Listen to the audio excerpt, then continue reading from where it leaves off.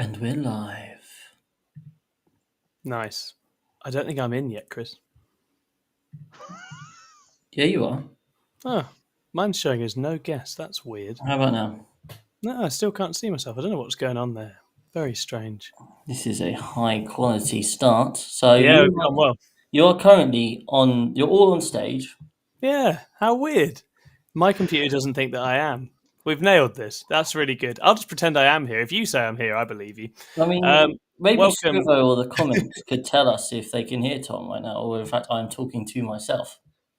That'd be lovely. Scrivo's in the chat. He said we are live. He did say that. And you are all on stage. You're all here. So Sweet. All right. I mean, it's just my computer being silly, so that's fine. Welcome, ladies, gentlemen, and Slaneshi seekers to that 6+++ show. I've missed the plus there. My hand went up too slow.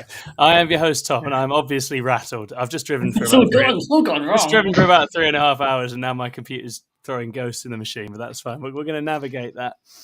We are here tonight as representatives of the current UKTC number one team, 6++. Who are obviously... Press the button, Chris. Press the button. Oh, I'm already. Oh. Hey! So obviously, yeah, you know who we are. We're a 40k team. We have a lot of fun. We go out there, we play games. We win some games. We do all right. And tonight we're going to be talking about that because we've done played some games. We've been to the Coventry GT this weekend, so we're going to have a chat about that. And we had a few little things come up in terms of sportsmanship and player interaction that we'd been sort of dwelling on and thinking about, and we would like to enter into a discussion towards the end. So I think Chris and I will open up a couple of things and see what people think. And we'll have a discussion around that. And then we will do some podcast questions because actually there's some really good podcast questions in the chat. It is lovely to see you all here. Hello to Ranulph. Hello to Justin. Hello to Jack. Hello to Scrivo. It's very nice to have you all here. Oh, Ultimate Funk is also in. Brilliant. Lots and lots of nice people.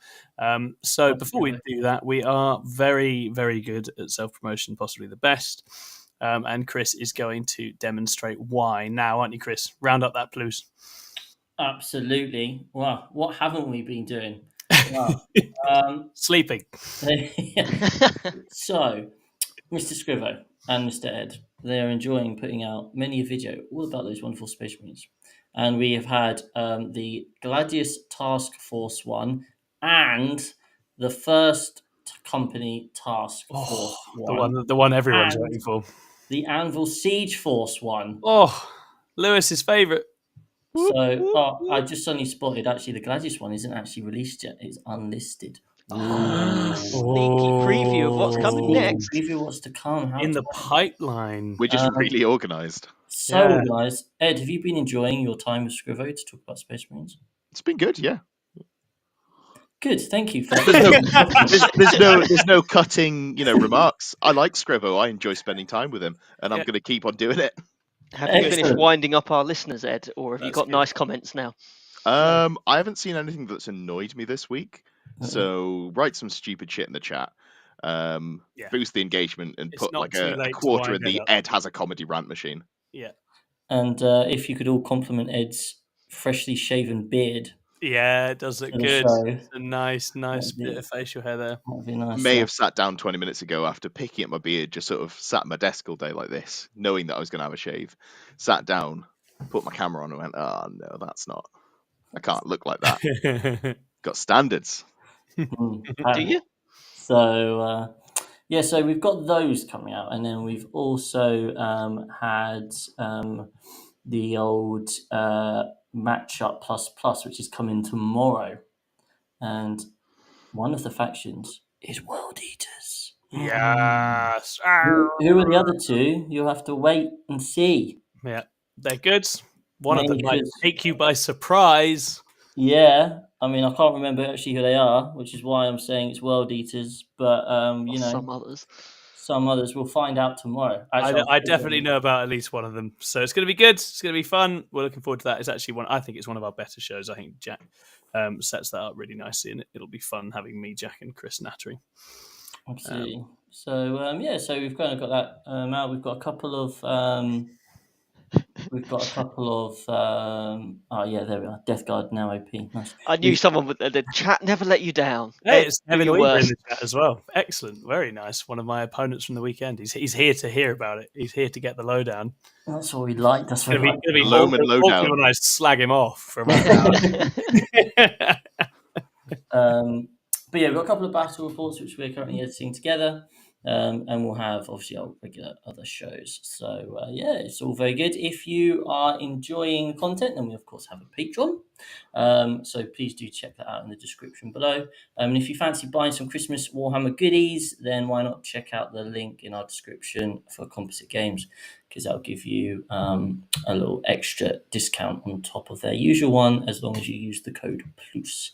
So check those things out. Good, excellent. Yeah, no, do get involved. Do support us and back us in any way that you feel so minded, and we'll keep a bunch of nice stuff coming. We've got a few other surprises in the pipeline for the next couple of weeks as well. Welcome to Existence UK. Welcome to Paint Celestine, who says sisters are now OP and also high. What have they been smoking? I wonder. I am curious. And then we have Pickle. Definitely didn't mean hello. No, exactly that. Absolutely not. No way in hell. And then there's obviously the obligatory Death Guard chat, as you would expect from Shout out to Existence UK, getting on my good side early. Shout down, shout in. To a fool and their money are soon parted. That's all I can say. Wonderful. Okay. Okay. Well, I think we can probably launch into it. I think. There's tons of people here. That's very exciting. I don't want to tell you how to host, Tom, but you haven't introduced us yet. Have I not? No. Goodness gracious! Well, it's because I'm not even in here, so I'm confused. I'm confused about how to act because I can't see my own face, and I don't know. I don't know what to do about that. So I will introduce the various people on the show. We have got Lewis. Lewis, how are you? I'm all right, thank you. I'm Excellent. glad you've noticed I'm here. Very much appreciated. Oh, I always notice you're here. I just didn't draw as much attention as perhaps I should. Lewis, what have you been up to? I have deviated slightly for 40k for a little while. I apologise. I'm here as a traitor. Disgraceful behaviour. I know. I never would. I am. Sorry, Mr. Magic. Sit down. I am working on some old. Impeccable timing as ever. And by that I mean just 3 seconds timing. too late. Really. Just takes a little while to find the button, doesn't it, Chris? It really does. Well, sorry, my life, mate. I've been working on some Old World. I'm getting some vampire counts ready. So I've been building and painting Blood Knights, which is I'm very, very excited for Old World. Nice. But I am playing a game of 40k this week. I'm getting the Tau out. Sweet. In preparation for a teams tournament in January. Also turning traitor from 6++ to join a random hodgepodge team from various people. Anyway. Outrageous. For a little one-day teams event. Loss. But we have Lucy. She's going to be running Tyranids, so I need to run something different. So I'm learning how to use guns. And actually, it's quite nice in 10th edition to be able to kill stuff.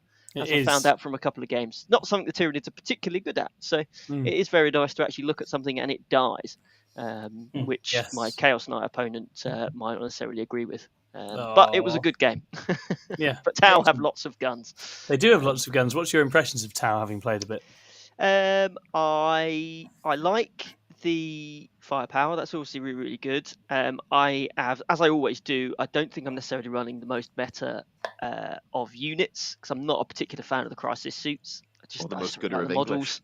Thanks, Ed. Stop it, Ed. Speak properly, and I'll stop mocking you. That's a lie. I apologise. But I have enjoyed my Storm Surge. I need to get a better hang of doing the spotting and the guiding. I get the order wrong all the time and end up with units that can't shoot or can't get spotted. So I definitely need to work on that. But I think that could be really, really powerful.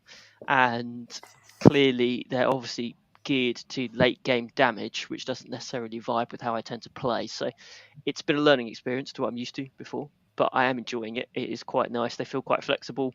They feel nicely powerful. You get a lot of stuff. You do get a lot of stuff. Get a lot of models. So I previously had what I thought was about 2,500 points worth of Tau from previous editions. It's now only about 1,700 points for Tau. So I've put all of that in, and I'm borrowing extra ghost kills from local people here. So that's a good call. Yeah, ghost kills are so good. Oh, yes, they are. They make a mess. They are They really just fun. don't die either. They're so brilliant. obnoxious, yeah. It's just you can just be actively very aggressive with them, and it's just funny how annoying that is for the opponent to do anything about. Oh, definitely. Wonderful. Well, I'm also joined tonight by one of the known aggressive Tau players of the world, Ed Fawcett. Ed, how are you doing?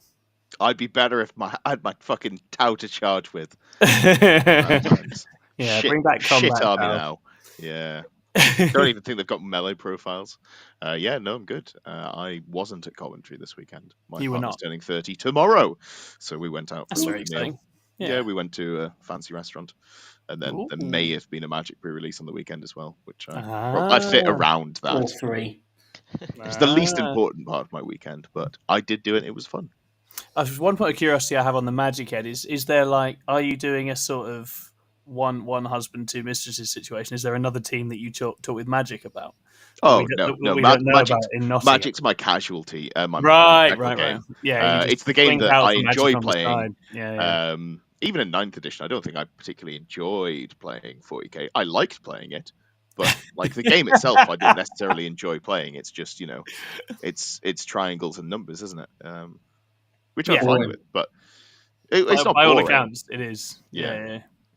But you'll have to explain the triangles thing to me one day because I don't fully understand it, and I think it feels like it would be a useful way of looking at the world. Excellent. And dare I ask if you've done any hobby? No, I've been sort of yes, in that I've written marine lists with Scrivo, and then I've sort of noodled around with the list I'm looking to take for the event in a week and a half's time at the Steel City GT. Great event, sold out now though, so sucks to be you if you haven't got a ticket. Should have bought one earlier. I will be taking Chaos Knights. I want to run as many carnivores as possible, I think, after teams. I was like, 6 carnivores feels pretty good. So I might just go 5 carnivores and put in 1 lone op character. Yeah. 1 or 2 Nurglings. Jobs are good. Yeah. That all makes sense. Yeah, that sounds great. That sounds very fun. Of course, I need to, from somewhere, get 2 carnivores and some demons, but that's a problem for future. I should have left my demons with you. I don't have blue scribes, but I have Nurglings. I'm sure I can procure or get something together.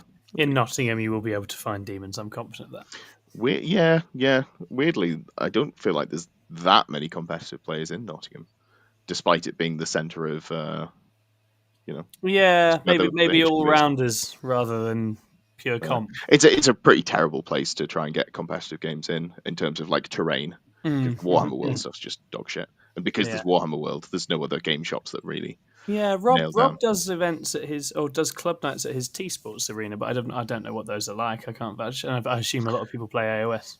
Can't say I've ever been to one of those, but I could. No, might be one to check out. Obviously, I love Rob, and I do like the T Sports arena.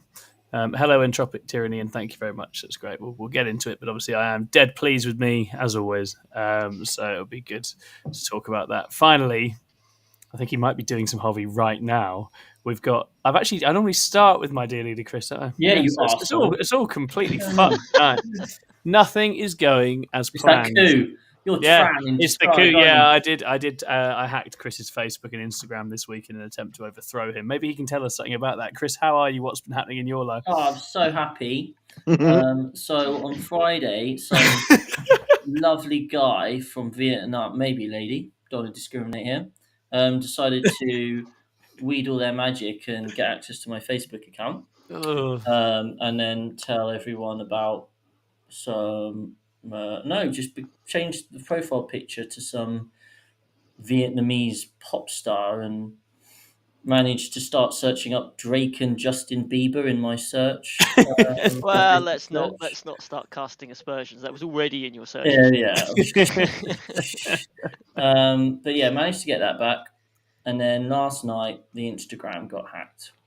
Now, the problem with the Instagram getting hacked, because I'm not actually that bothered about that. The Facebook one sucked because obviously that's got like all of my 20s, 30s, adult life like pictures and memories and stuff on. Yeah. The Instagram one doesn't really matter that much. However, it is linked to the 6++ Instagram one. I am still waiting on my 10 grand, Chris. I've been promised it. So I received a flurry of messages at about 11 o'clock last night from people saying, Bitcoin, is there any reason why you're messaging me about Bitcoin? Only one person genuinely believed them. about Bitcoin, which was our very own Jamie East, who was like, "Nah, not really interested in that, mate. Got too many other investments." I just want to point out right now that is our resident Death Guard player. Enough said.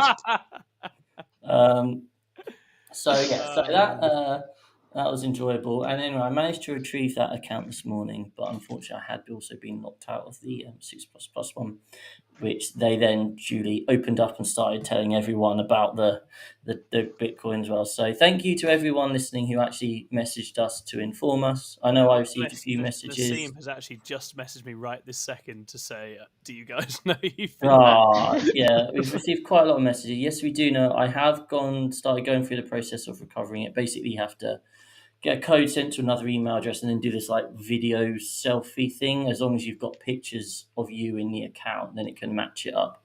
But they've got to kind of go through those steps to do that. So that's going to take a day or two, apparently. So hopefully we'll get that account back. If you see a message from 6++, you can hit the report button underneath and then scroll down to see an option that says, I think this account has been hacked. Yeah. I think the more Instagram see or Meta see comments and reports saying the account has been hacked, then hopefully the more likely they are to rule in Chris's favour and get us the 6++ account back. So don't hit the spam account. When you hit report, you get an option to report it as spam or report it as abusive or something like that. Don't hit those because that doesn't look good either. You just have to scroll down a little bit and you'll see, I think this account has been hacked. And I think if they see loads and loads of those, then combine that with Chris's video and his messages and emails to Meta. Hopefully we get our account back. That is the eye for detail and process that only a top TO could have, and I like it. It's good. Yes. It's good. It does kind of push you towards reporting it as spam, but you don't want to report it as spam because then we'll get closed down permanently. With all our hundreds of viewers. So... I'm not saying there's Team Ignite trying to bring us down. So they need to be as fair and square. Yeah. Today, our first time I noticed it, the official UKTC rankings are up for individual players and factions and teams. And who has been announced as the current number one UKTC team? It is 6++. And on what day? The same day as we got hacked. Yeah, it starts adding up, doesn't it? It does start adding up. I didn't realise we were such a threatening team. So who do you think the front runners are? I'm going War Masters. For cyber hacking, I think it's definitely it's got their fingerprints all over it. Yeah. And they've got the most actual grievances, having lost to us a couple of times. Yeah.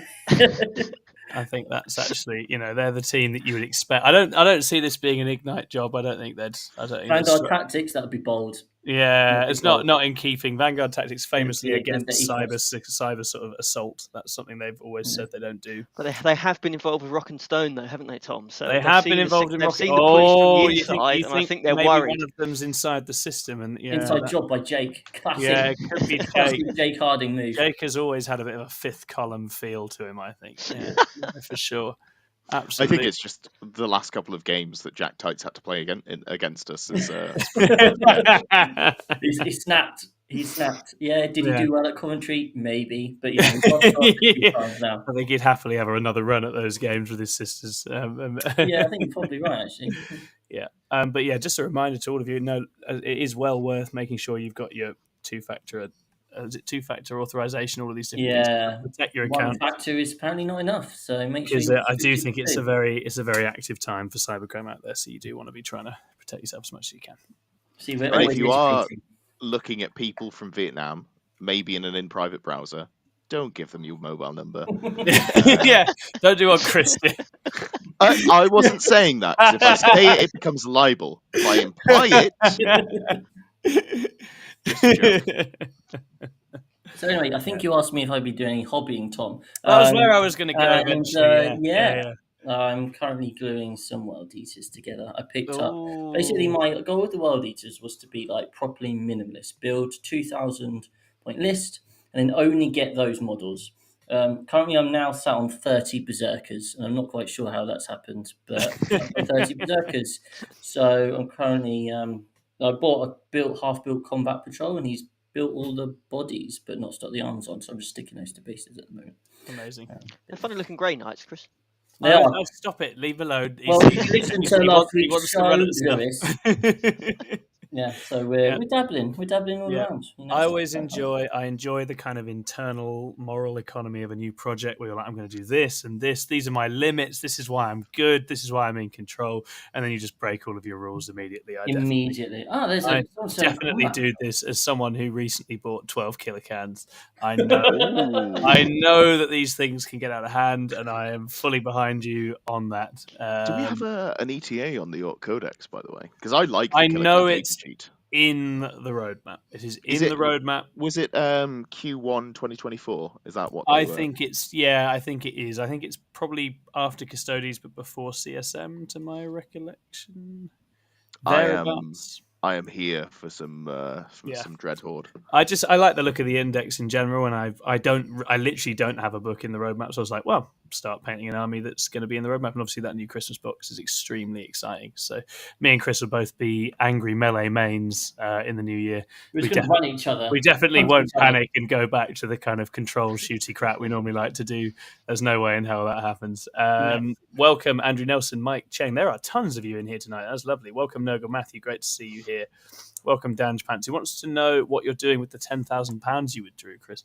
Well, those berserkers. 30 berserkers in this economy, pretty much. Yeah. Not sure if you've been keeping track of the recent price increases from Games Workshop, but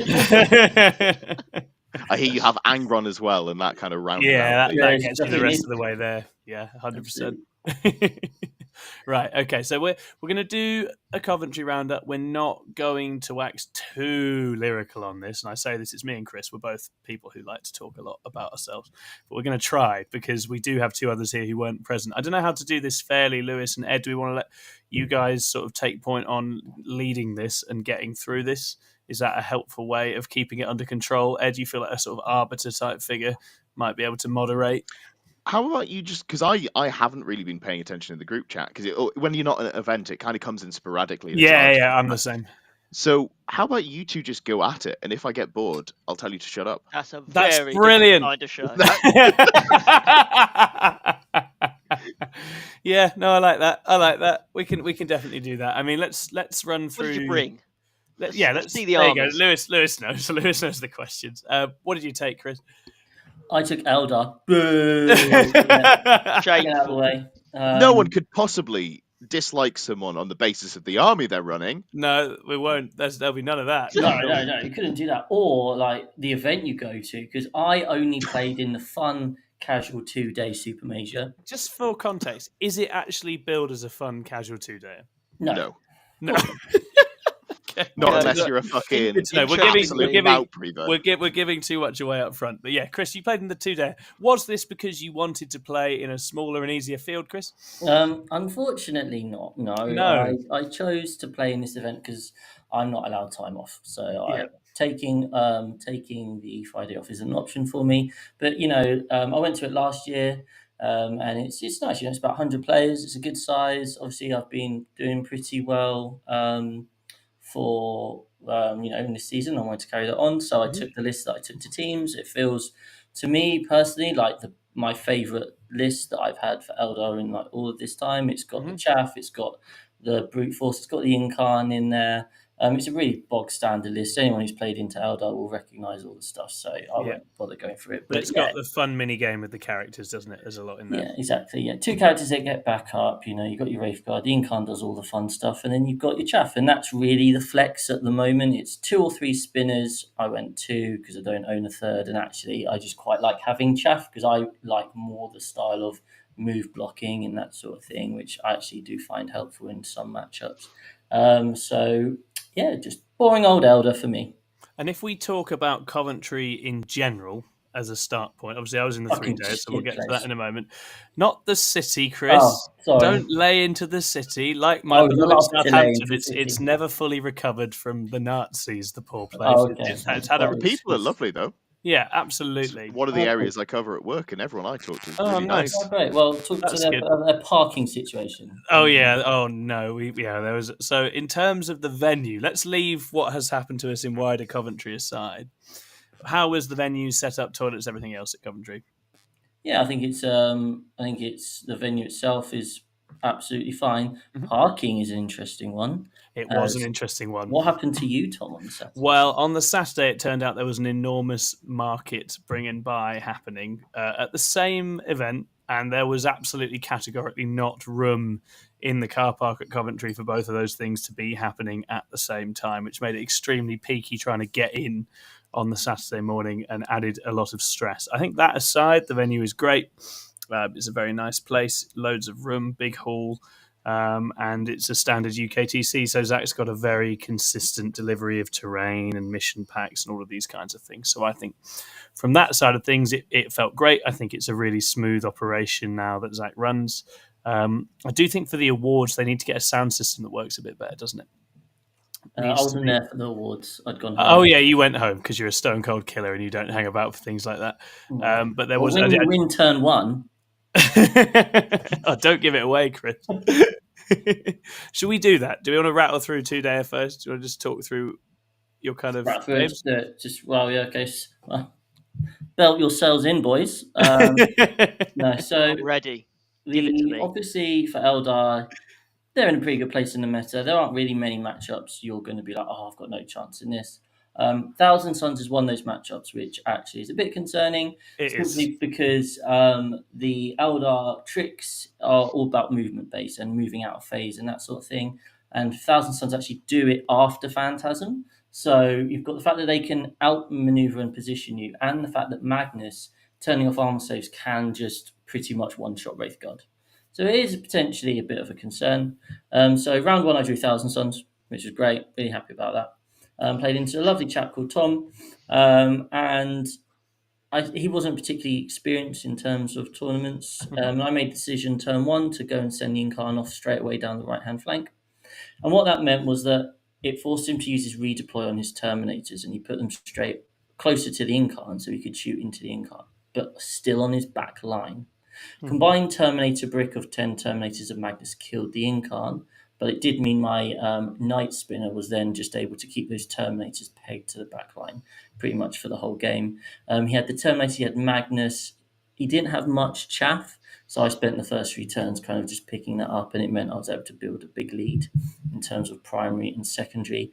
And actually, I think this was a really interesting showcase of Thousand Suns as an army. And if you don't quite get it right with them, actually, they're genuinely not in a good place at all. I mean, let's face it, I played that game. I traded my Incarn for 5 rubrics. I didn't move my Wraithguard until turn 4.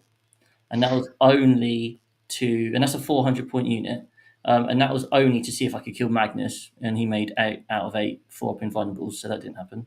But the game was already won. But yeah, it just kind of showed that if you don't get it right with Thousand Suns, they are going to struggle. So yeah. Won that 191.65, but Tom was a lovely guy. So already a bit of that was hard work. Still had to do a lot of thinking. So I then got to play Thousand Suns for a second time in game 2, which the universe hates you. And this time it was a different build. It was kind of big bricks of rubrics, lots of rubrics everywhere, plus Magnus and a few cultists. I'd say I wouldn't rank this as one of my favourite games of all time. It's hard to talk about this one in terms of like what wasn't quite right, but like a lot of the reason. So I won this game 92-85, but my opponent was very kind of regularly sort of explaining the reason why he had lost the game rather than the reasons why I had won the game. Right, one of those. So there was a lot of, and to be fair to him, yes, he did have very bad dice like for most of the game. But it was all about the dice. It was all about the fact that he didn't draw the right cards for a couple of turns. It was a really bad matchup for him. It was a really bad mission for him. I'm like, well, I don't think it is a bad matchup for you. And also we're playing Purge the Foe, which is kill more. I've got lots of little things. You've got big blocks of rubrics.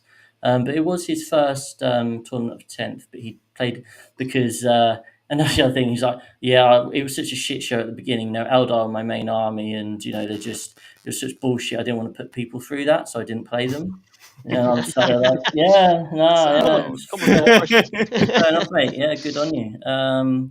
So so he'd gone like undefeated at previous UKTC events, so he was clearly a good player. I think I played this game okay. I didn't get it spot on, but certainly made a mistake turn 2 with Phantasm and Fugal onto the middle objective, which almost backfired. But I think the only interesting part of this game is like 2 rules interactions that I learned. So they all happened on turn 3 where Magnus was out, and I was like, right, it's now time for me to put my whole army into Magnus, see if I can kill him. So the first thing I learned is that, because I drew the card Cleanse, if you declare that you are going to be doing the action with that unit, you can't then cancel that action and change your mind later, because the card says until the end of the turn, you cannot shoot or charge with this unit.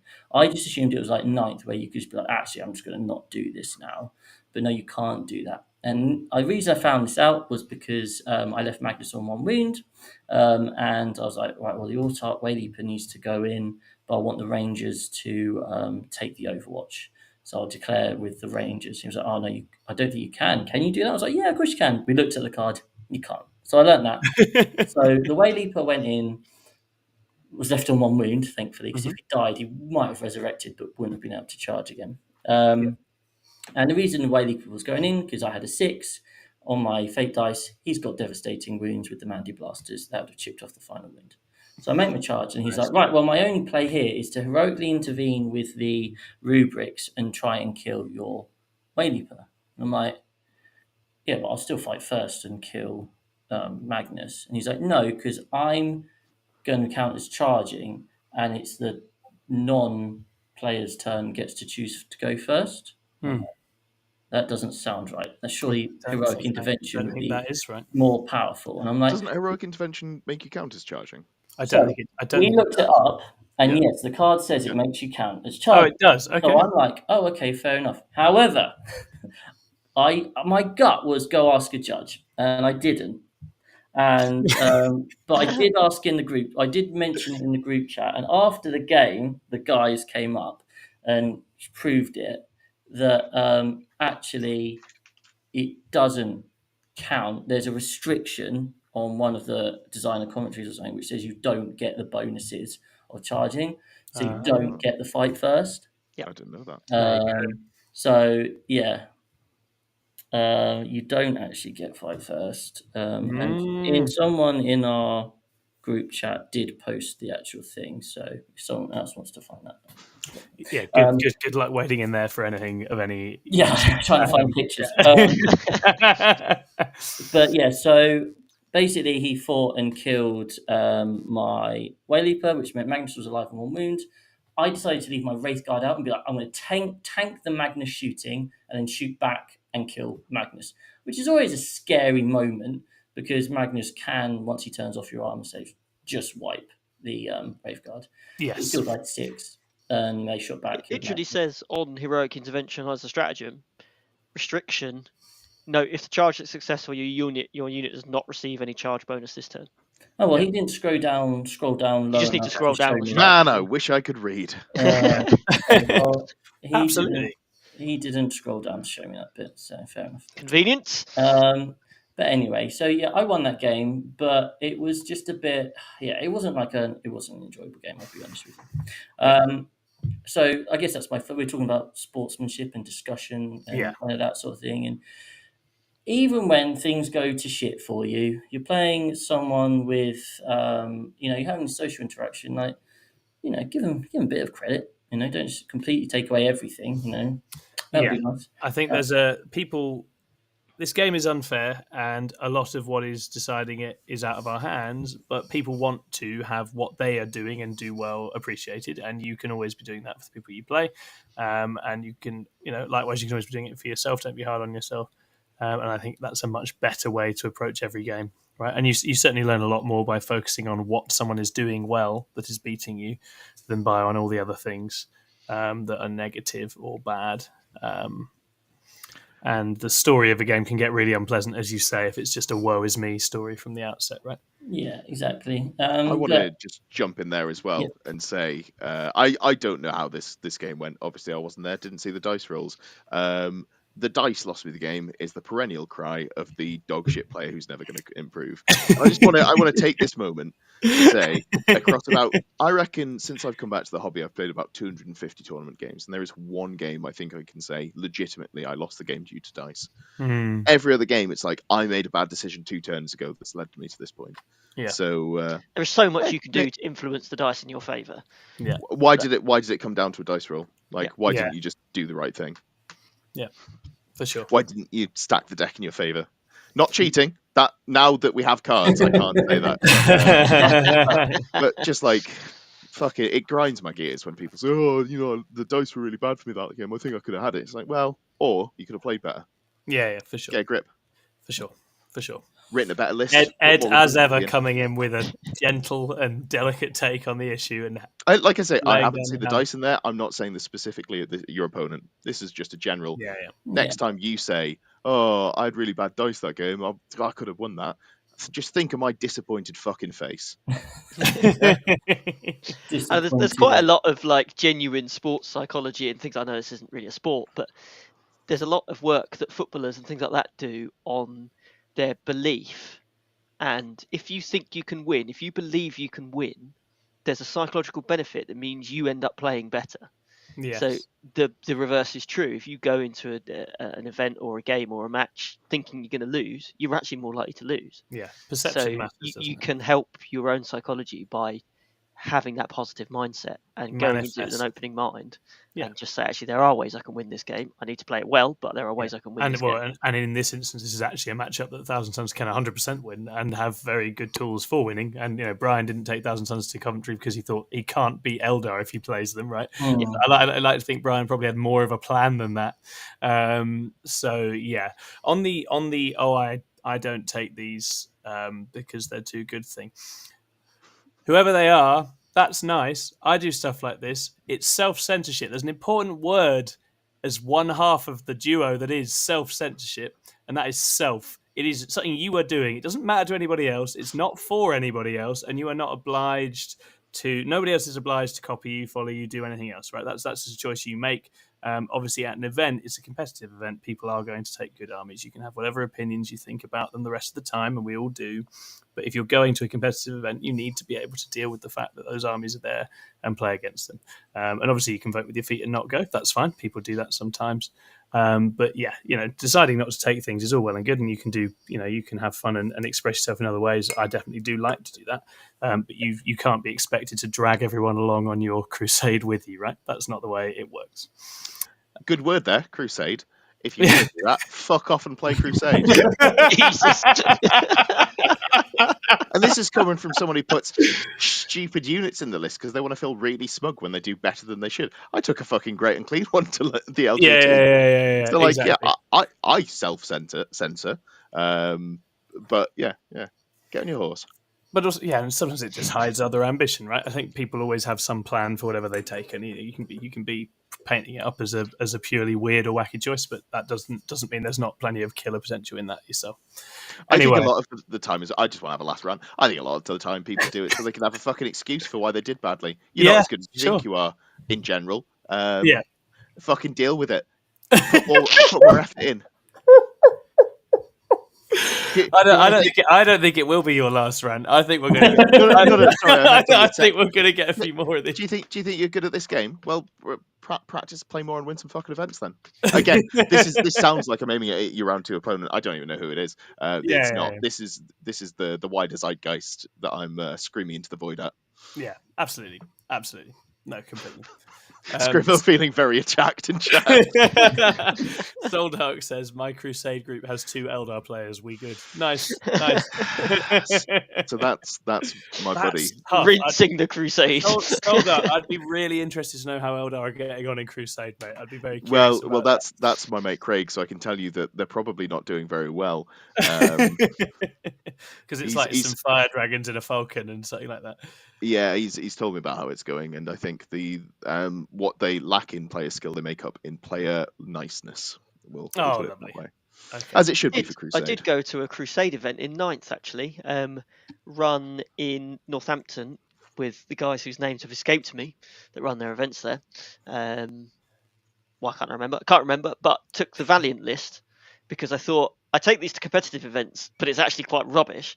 So I'll take it to a Crusade event where it could be quite laugh. Turns out, when you basically put full rerolls on 2 Valiants after 2 Crusade games, they become really good. Yeah, Crusade is all sorts of mad in its own way. I remember when I played my first ever games of Votan were in a Crusade that we did, and they were bonkers. And it was only like, 500, 1,000 points of Votan, and they were just absolutely mental. It was great. Greetings from the Warp. That was it. Sorry. Yeah, They run very good events. They do. They're With nice Chris guys. and I his like amazing barbecue. Sorry, we someone do. said Crusade, and I kind of just zoned out. Are we? Yeah, the red mist came down, mate, but I think you're all right. You'll be fine. You're 2-0, Chris. You're back in the room with us. Chris is 2-0. He's played 2 games. Oh, we were talking about an event, weren't we? What is become apparent, because what we're learning today is that the structure and the way this is going to work is kind of just taking shape as we go. And what we've discovered is we're going to talk about the games, and we're sort of going to go into random sportsmanship rabbit holes as we go, and Ed's going to shout abuse. I'm going to somehow talk more as if than if I was at the event. When I'm at an event, I do a really quick yeah. Because I find them really dull to listen to, so I just kind of rattle through. Yeah, I quite like them, but it is interesting. It's an acquired taste, isn't it? But I do think this is let's say this is working because we're doing it now, so it has to be working, right? You're with us in the chat. You hang on in there. Chris, you're 2-0. What happens next? I played Blood Angels. Ooh. Now, Tom, you played Blood Angels. I did. And you were like, oh, they're quite good. So I do think Blood Angels are good. So he had double Death Company. They get to reroll their hits with their pistols and everything. That's quite good. They got advance and charge and all that shit. He had a couple of Dreadnoughts. It was Gladius Blood Angels, wasn't it? Yeah. Yeah. He had a Redeemer, which I'd heard about. Oh my god, the amount of shots those things get. What the fuck? If there's a Tyranid player in this conversation, I do not like Redeemers. Oh, Jesus. It was like, bloody hell. And he had a Whirlwind, which underperformed. 1 isn't going to do it, is it? And had some characters, and that's kind of it. And I think he had quite a small group of players in a club up north. So like they played each other in games, but they hadn't experienced like wider things. He said he played a lot into Eldar before, his mate's Eldar. So I was kind of expecting him to be aware of what Eldar could do, and maybe he wasn't quite as aware. But he was a genuinely lovely guy. You know, it was a bit of certain points it became a bit more like almost a training game. Even what my very first move was in deployment was to put my Rangers around an objective, and he kind of looked at me and was like, "Why are you not putting them on the objective?" Like, well, if you draw overwhelming force as your card, then you've got a whirlwind and you could pick up the 5 Rangers. And he was like, "I've never thought of that before at all. I'm going to do the same thing with my infiltrators over here." Okay, cool. But yeah, he gave me one of his dreadnoughts. I got to go first. My Wraith Guard could get to one of his dreadnoughts first. This was only game 3. Surely you needed them for the next 2 games. Wow, no, apparently not. So then I did make a mistake turn 2, and I forgot about rapid ingress. So I did enable him to drop down some Death Company in the middle of the board, which led to a lot of frantic phantasming and fire and fading from the Wraith Guard. But basically, turn 3, I was able to kill 16 out of the 20 Death Company, and that was kind of the game. Listen to last week's episode for Ed's guidance on how to avoid rapid ingress, talking about deployment. Yeah. Plug. Sorry, carry on. Or just forget about it. And everyone does. And continue to win games. Yeah, people do. It's a stratagem that I think only about 30% of players actually use regularly. I've never used it. Every single game. Great. You don't need to, but you will. It's coming. As soon as one day you'll have to play an army. As soon as you start trying to play anything else, you'll want it. This is quite good.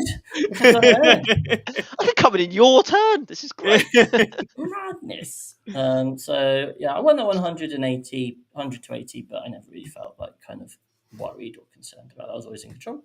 Nice. So sat 3-0, and thinking, oh, there's just pure nastiness now. What flavour of nastiness am I going to get?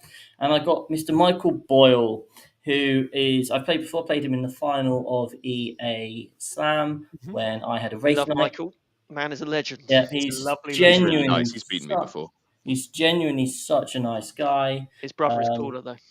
He's got a cooler brother, eh? He's cooler. His brother is cooler. I wouldn't know. Controversial. But no, yeah. So I played him at EA Slam final and I'd won, but I did have a race night. So obviously things changed a bit. And I was actually genuinely worried, really worried. Like my last game into Chaos Space Marines was against Jack Tight, and I'd won that narrowly, so I knew it was going to be like really close. But this list, and now you have to play a good player. And don't take it, Jack. Don't take it. Make a comment. Don't Finish him, Jack. Finish him. Don't listen to him, Jack. So he had double chosen brick of 10 each. He had 10 Plague Marines and a Rhino, which was like, a really interesting choice. And he had, a Forge Fiend, 4 a Blitz, and then a Curse Blob. So he had a bit of everything.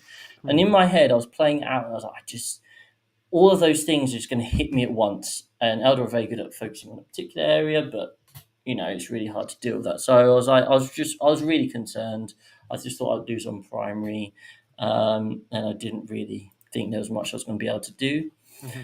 I got first turn, which was massive, and basically I got good cards. I got no prisoners and deployed teleport homers. So off some Hawks flew to go and roadblock the middle Rhino and get deploy. And then I start firing my spinners, and I'm like, I'll just kill this Raptor squad over here and kill it. I'm like, Incarn. So the previous night, we'd had this long discussion about how, generally, if you've got your Incarn alive, turns 3, 4, 5, that's in a good place. Liam VSL, winner of LGT, was saying how he thought Eldar players should hold on to their Incarn because he'd often killed it turn 1, and it's such a good late game piece. So I went into this game going, under no circumstances is the Incarn to teleport round 1. And then I'm looking at the board state, and I'm like, right, well, let's just say I teleport the Incarn.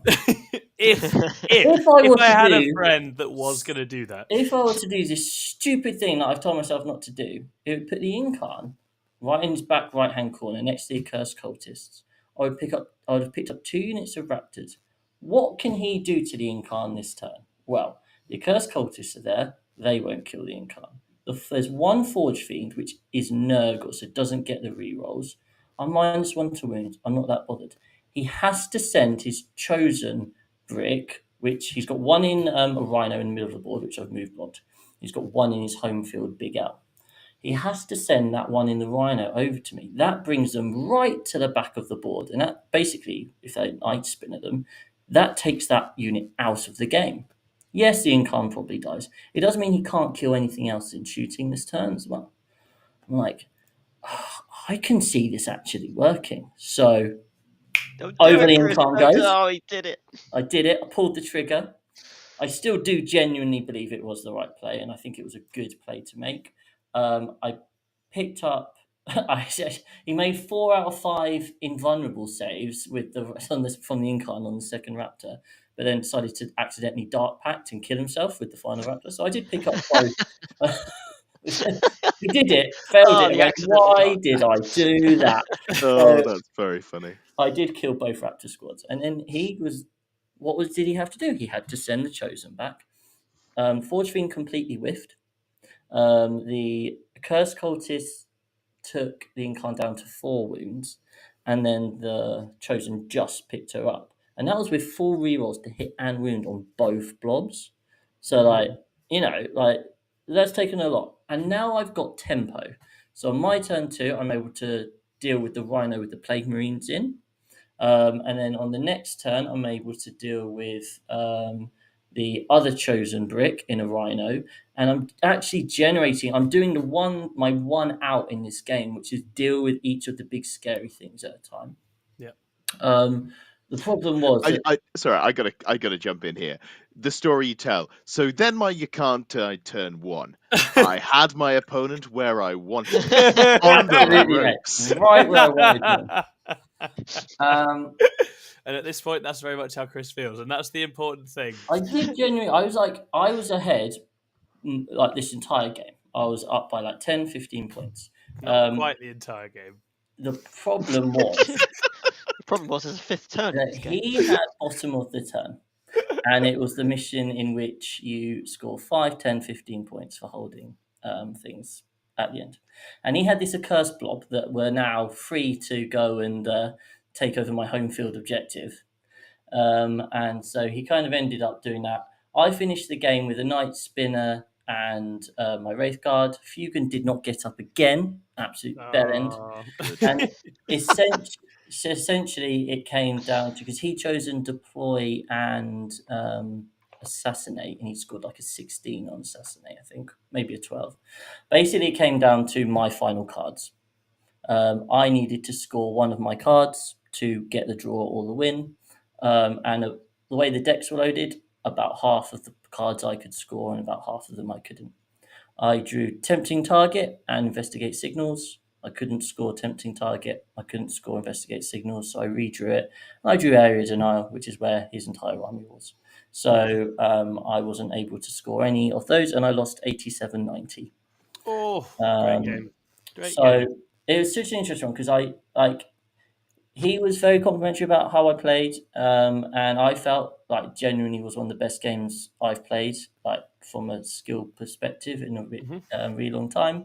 Just, it was always going to be a super, super close game. Michael's a really, really good player. He didn't fall for any of the tricks and traps that I was trying to set him, and we played both. And this was a shining light in terms of playing with intent and good sportsmanship. So I'll give one example. I got very lucky and I drew Capture Enemy Outpost when my Shadow Spectres somehow survived a little bit of shooting and could just go and take his home field. And I got Storm Hostile Objective at the same time. Boom, 13-point secondaries in there. I put them on. I was like, I might as well put them out here on this objective just so they could sneak some shots into his Chosen, because there's no reason not to. He's like, well, I guess I'll Overwatch you then. And I'm like, what? You've got pistols? He's like, no, the Chosen also have the bolters in that. Yeah, they have. And I was like, oh shit, I thought they just had pistols. He's like, well, do you want to move them back then? And all I had to do was shift them slightly and so they wouldn't get to shoot. And it's that sort of thing, which was really how Michael and I both kind of played the game. And with it was full knowledge. It was that, whole game. It was such a lovely game, considering it was so competitive and so tight.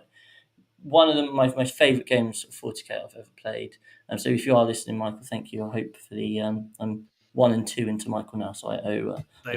They were both nattering away very happily when I arrived afterwards, and it was such like it had been a good time. It was Michael and his brother come to the Saffron events quite a lot, and every time I see them, they're the sort of duo, and even individually, they just light the room up when they turn up. Yeah. Just smiling the whole time. The game, and Michael's a killer. He will rip you apart, but he'll do a smile. Well, this was it. He game and you'll walk out at the end of it, and you think, I've been destroyed, but I really enjoyed that. Yeah. That's what you want. Game 2, he played into Thomas Douche, who's obviously a really, really good player. Yeah, playing almost the same list as me and beat him 148. And I was like, oh god, this could be really bad. So it was a wonderful game, but I was probably a bit flat afterwards. And so the parents come up and I've got Space Wars. And this chap appears at the table and it's all very energetic and talkative. And so this is the sportsmanship discussion question. So there are 2 areas I would like to discuss in this. The actual game, nothing to talk about. It lasts 1 turn, as will become apparent shortly. But I wanted to talk about 2 things. One, which is a massive grey area, and I think it comes down entirely to you as a person, how you want to play the game. The other one I would probably say is not quite a grey area. He's telling me about his list, and he's taking Space Wolves, Stormlance, is it, or something? I don't know. The one that Advanced and Charged Space Wolves, 18 Thunderwolves, and then a plane with a Dreadnought in. Yeah, they're just going to bum rush you, right? And I'm like, oh god, this is going to require a lot of move blocking and thinking, and great, cool, fair enough. And then he sort of tells me about the stratagem where if you move within 9 of them, they can just move away. And I was like, well, obviously I'm not really combat army, so if I look like I'm getting close to the 9, just let me know, because I might well have forgotten, but yeah, I'm never going to intend to be within that 9. And he goes, well, I'll still do it though. And I was like, no, what I'm saying is saying now, my intent is I don't want to get within that 9. So if I do look, he's like, yeah, well, I'm still going to do it. I'm not going to play your army for you. And I was like, oh, okay. Because, and this is the thing, right? For me, my Rangers have the exact same, they just have that ability. If you move within 9, they can move d6. I've probably played 50 games with Rangers. Not once have I ever not said, when my opponent has moved within 9 of my Rangers, have I gone, just remember, I can move them d6 inches. Do you still want to do that? I do that without fail. I mean, Yeah. it's just an instinct by now. I don't see why I ever wouldn't, right? So for him to be saying, I'm just going to be playing not by intent at all, Yeah. I'm going to be playing exactly this way, was very foreign to me. But I do Yes. know other people out there play like that, which is why I'm not saying it's really bad how he wanted to do that, because it's not bad per se. It's just not the way I choose to play. I listen to You a lot did of have the podcasts. discussion in advance of the game, didn't you? This was before you deployed This was any models, before the before you'd game, done so he's anything, kind of laying out the ground. Where he's like, if which I is forget fine, which about, is what you want to do. yeah, it's like he said, if you wanted to Phantasm, if I forget about Phantasm, like that's on me. Like it's not up to you to remind me. I'm like, yeah, that's fair enough. I mean, I listen to a lot of podcasts. I listen to or watch a lot of stuff. Like you've got the Art of War guys, all the top players who are very much like, we play by, this is the statement, this is the aims, this is the intention. Like if I spend a little bit of time measuring out my deep strike and blocking out the 9 inches, I would then be like, right, are we all happy? Are you Yeah. happy with his 9, 9, 9? Okay, cool. I wouldn't, and he goes, yes. I wouldn't then expect my opponent on my turn to walk around the table and start trying to measure and see if actually I got it wrong, even though we agreed on it. Yeah, I think Jack had one like that before, right? Where he agreed he'd screened an area, and then the next Yeah. player went round the table and was like, "Actually, I can get a sport by Yeah, here." It's and like, I've never if you've- played a player who's genuinely good, who's tried to lean on that sort of shenanigans. that's Yeah. it. And I think that's the thing, right? But it just kind of laid this little bit of this precedent out, and I was just there's an immediately, edge to it, right? There's an edge there's to the now a game. slight edge to this game, and I'm like, oh boy. So that's like kind of the first discussion point. I think is about, if you are going to be like that super, we're playing exactly as it is, then you should make sure your opponent knows that. And you have to be consistent with it and not Yeah, you expect do. your opponent to give anything. But I mean, this is the thing. Like, I don't know if we played the game, would I have?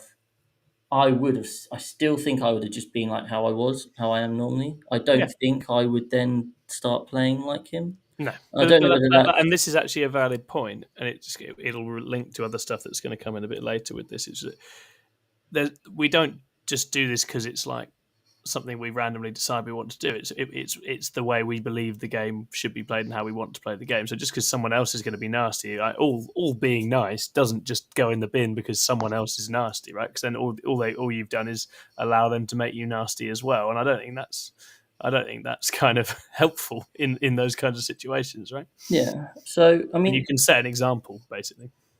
at no point was he like being like rude or anything about it. Like that was just clearly how he was going to play. Like, that's fine. So we kind of like set up, and he's told me that he's gone second in all 4 of his games, which obviously he doesn't want because he's a run at you list. So Because he's got a plane that dies if he goes second, right? yeah, and he's got these walls that want to run forward and stuff. So he really wants to go first. So I then rolled a 6. So I got to go first. Naturally, without fate dice. Without fate dice, I did it just by myself because I That's can't some use Eldar fate. bullshit. And so he's like, oh fuck's sake, blah, blah, blah, grumbling, sitting down. So I draw 2 cards, which are quite easy to score. I kind of set up my Ranger screen, and I'm very much like, so my intent here is to be within outside of 9 of your walls. Can we just make sure we're measuring this accurately? And he's like, yep, yeah, that's fine. And then to his credit, he then went, oh, you also want to be outside of 9 of this unit, do you? Yes, please, cool. Right, we need to nudge you back. So he did do that. All absolutely fine, right? Then it comes to my shooting phase. So the Wraith Guard line up the plane, and he goes -1 to hit, -1 to wound, -1 damage, like the whole shebang. And I fire off. I get through 4.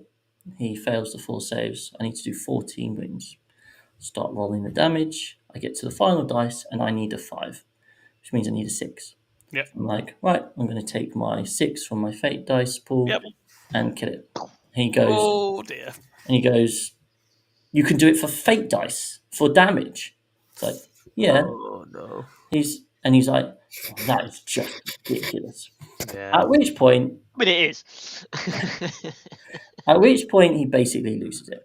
So he kind of, so like, It's a bit of a trigger point, isn't you can it? see the rage. Like he's already spent a lot of the time telling me how bullshit and broken Elder are. And he's kind of goes to get them all to put them down, and then he just snaps. So I'm going to be paraphrasing ever so slightly here, but basically he goes, "Why the fuck are you not playing in the 3-day event? Why are you playing in the fucking 2-day event? You should be over in the 3-day event with all the other Eldar." Like it was really like confrontational and aggressive, and I was like, and I was just like shocked. So I was like, You don't expect that, do you? yeah, I was No. like, there are other Eldar players here, and he looks around and goes, no, they're all in the 3-dayer. Now, just to Petford wins it with clarify, Eldar, I think. Now, just to clarify, I'm playing next to Alex Petford, who's on Yeah. Eldar, and then the table along from that is another Eldar player. Yeah. And also, there are multiple other Eldar players who, like me, are 3-1 at this time. So I'm like, well, because I was like, no, there are, and he was like, it's just ridiculous. You shouldn't be playing this. And I was like, well, I'm a teacher, so I can't take time off. Oh, right, fair enough. Well, why the fuck are you playing Eldar then? I was like, because they're my army since like last May. He was like, it's just fucking bullshit. You just have to win 160, yeah. I was like, okay, because I mean, I've paid my money to play my games, but I don't really want to spend 2.5 hours more with this chap. So we kind of agree to that, and I'm still a bit like, this isn't feeling good right now. No. And then I think, I don't know, maybe he just realised he'd been a bit out of order because he was like, I'm sorry, I'm not salty at you, I'm just salty at fucking Games Workshop, who's just like bullshit.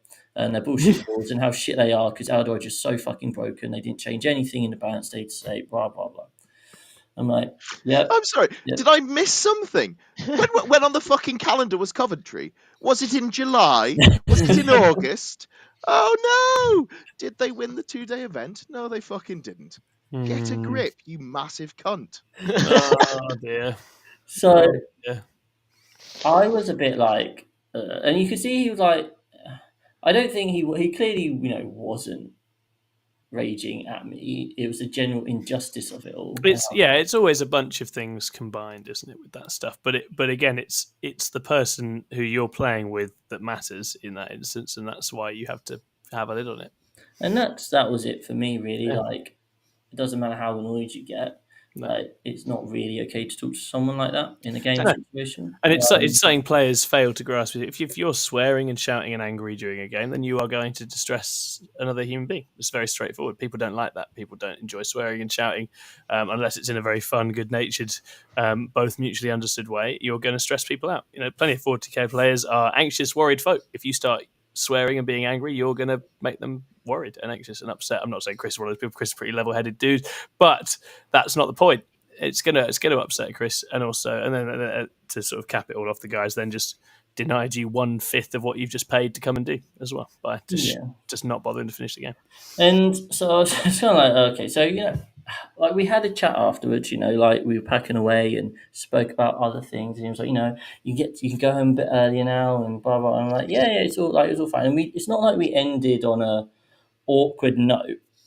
It was just that minor outburst, which was like really like quite confrontational, which I was just kind of like, oh well, it's just ended on a sour note. It turns out this guy has got previous. He's played one of our other teammates and or a couple of them and done the same sort of thing, quitting early. He has been yellow carded before for something at a different event by a UKTC one, but yeah, it was just that. I guess the sportsmanship side of this is it doesn't matter how pissed off you are with the game state and how armies are, like, you're going to a UKTC Super Major. or major or whatever, you're going to be playing into the best armies in the game. Yeah. And you need to go in understanding that if you go into those games and things go badly, like they could well go, that's just the situation of the game. Yeah. And it's not okay to make your opponent feel like it's their fault for bringing in a tournament. Like if Zach had built, and this is why we were joking at the start, right? If Zach had built this as a fun and casual event, then that is entirely fair. But He it should wasn't. totally do one of those, but this was not it. It's No, just not that's it. my This- niche. Go away. Yeah, exactly. They don't need any It's, more of a calendar. like, would I bring this event to a Saffron Sam? Of course I fucking would. No, I wouldn't. Really. I, You did. Literally, you Teams, said teams, this. that teams. was the doesn't first ever event of yours. I didn't realise years ago. Get over it, Lewis. I think we meant teams that happened less than a Yes, month ago. like a month ago, you took exactly the same list. Yeah, teams is different. It's fine. Teams is very different. Teams is so different. But In yeah. teams, he can make sure he definitely plays into something that can't deal with it every round. Yeah, I wish.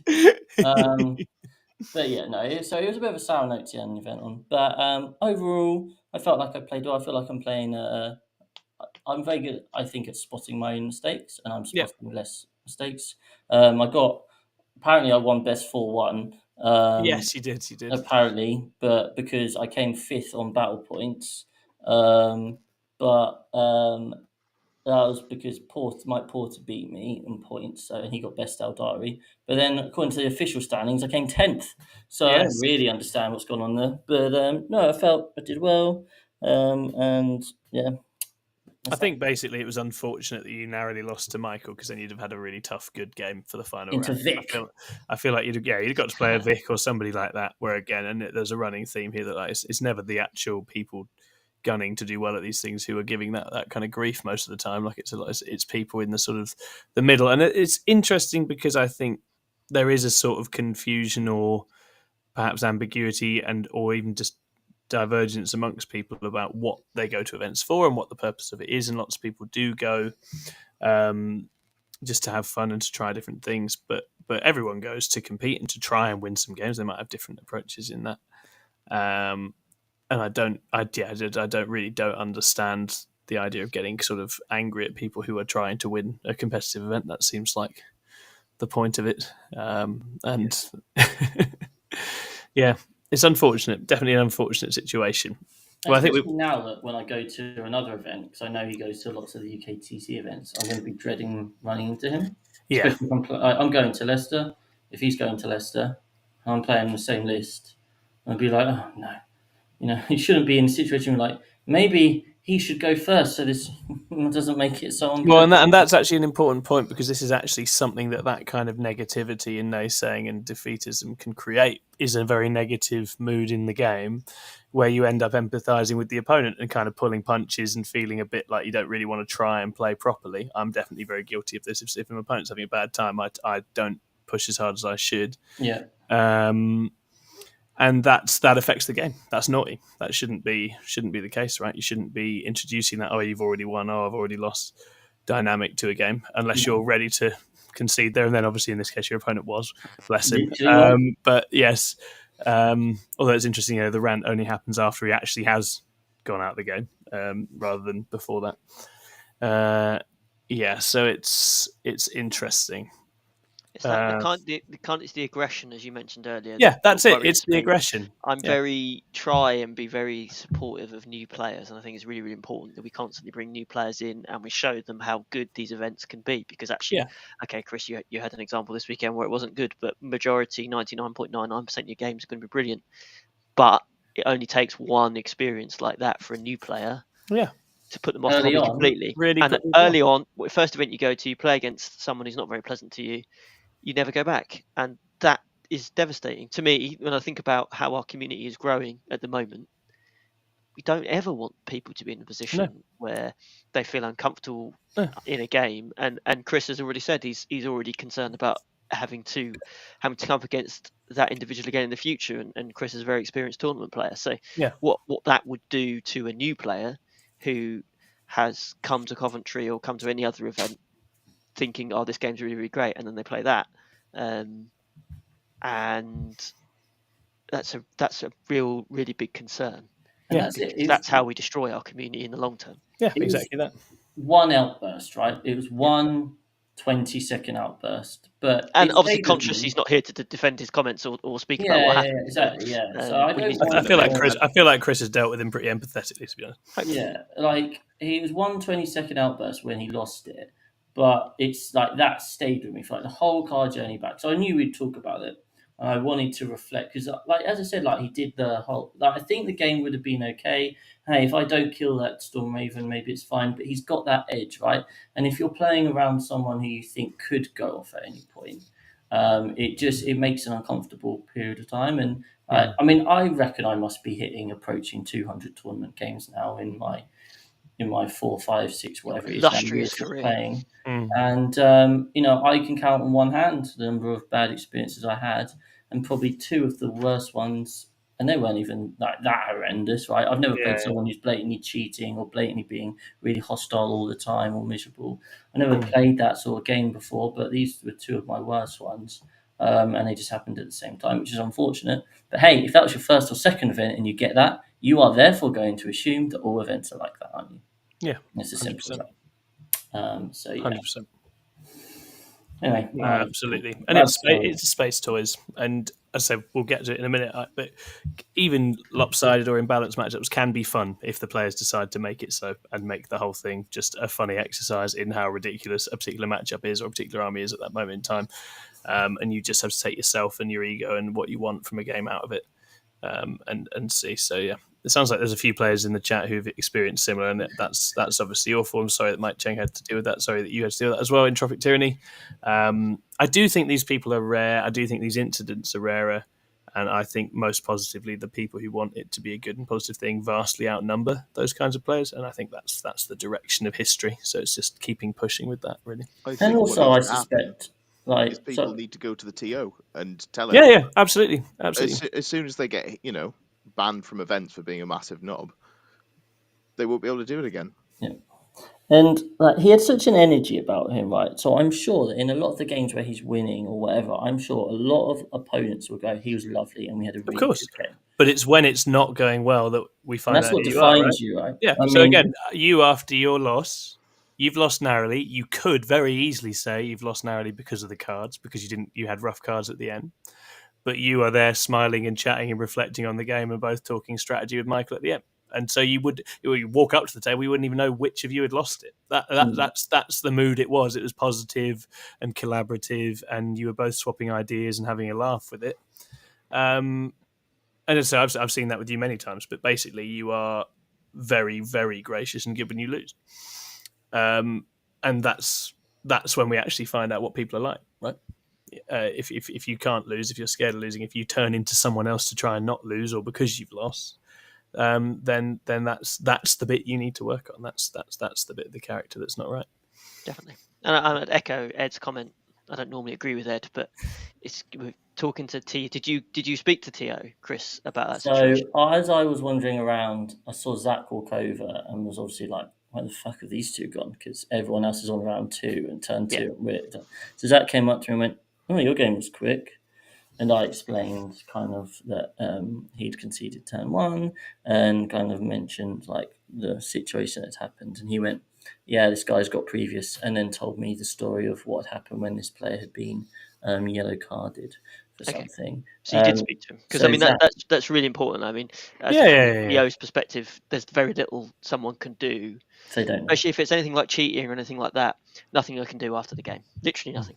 It's that you can't go back on it. I can't see anything, can't do anything. So it's really, really important, as Ed says, to if you are ever put in a situation where you think someone is being untoward or not playing in the right spirit of things, that is raised. It's really hard to do it. I completely appreciate that. It's very, very difficult to call someone out, because ultimately that's not what you're there for. You're there to have a laugh, aren't you? So no, I think because people are always surprised, they don't want to disrupt things, or they think that'll make the situation worse. It doesn't. Getting people asking for help with a rules question or an issue or whatever doesn't make the situation worse. And then we can sort things out at the table, and hopefully we can try and push it back to a good game. And especially anything that approaches aggression or anything like that. I mean, I know it's stuff like that I pay very careful attention to, because I don't want ever that to occur at any one of my events. So it's really important, that sort of feedback. to actually allow, especially if you know the person, you've got an existing relationship with them. It's easier to do at smaller events like mine, where I can actually have one-to-one conversations with every player. Oh yeah. But you start understanding history, don't you? By the sounds of it, this individual has had history, so hopefully that's something that Zach can think on and act on in the future, because he won't want his events to be defined by issues such as that. I don't know. There's a number of people I think who should probably be permabanned from UKTC events who aren't, but that's a whole nother discussion, isn't it? Ed's naughty list coming next week. We'll do it. It's time we just start making lots of enemies. I think it's overdue. Well, we're top boys now. You don't get there for being nice. No, absolutely, yeah, because we're the best team in the UK. Best team in the UK, so in the world, baby. Absolutely. I'll rattle through some Votan games, and again, I'll try and highlight. There were a few little sportsmanship things. Nothing I think is difficult. Luckily, as Chris, I had a great time with my opponents, but there's a few things that came up that I think are always worth talking on, and we'll go from there. So I took the Votan. I have been playing a lot of Votan. I love Votan very much. They're very straightforward. They roll around. They shoot stuff. It's great. I wanted to have more board presence, so I took less Terminators and no Thunderkin, because I always feel like when you're trying to come in from reserves, very good players can play around that, screen that, control that. So I just had one big brick to drop in, and then lots of Sagittars, 4 of them, 2 land forts, all full of berserkers and warriors and nasty things on the ground. And then a new thing I'm trying, because I've watched all these Eldar players and Demon players with their get back up when they die characters, and I was like, I can literally make one of those. And I've got a little Hammer Champ, Ironhear Champ, who wanders around on his own, and he's got Wayfarer's Grace, which is an enhancement, so he gets back up like a Way Leaper or like Fuga.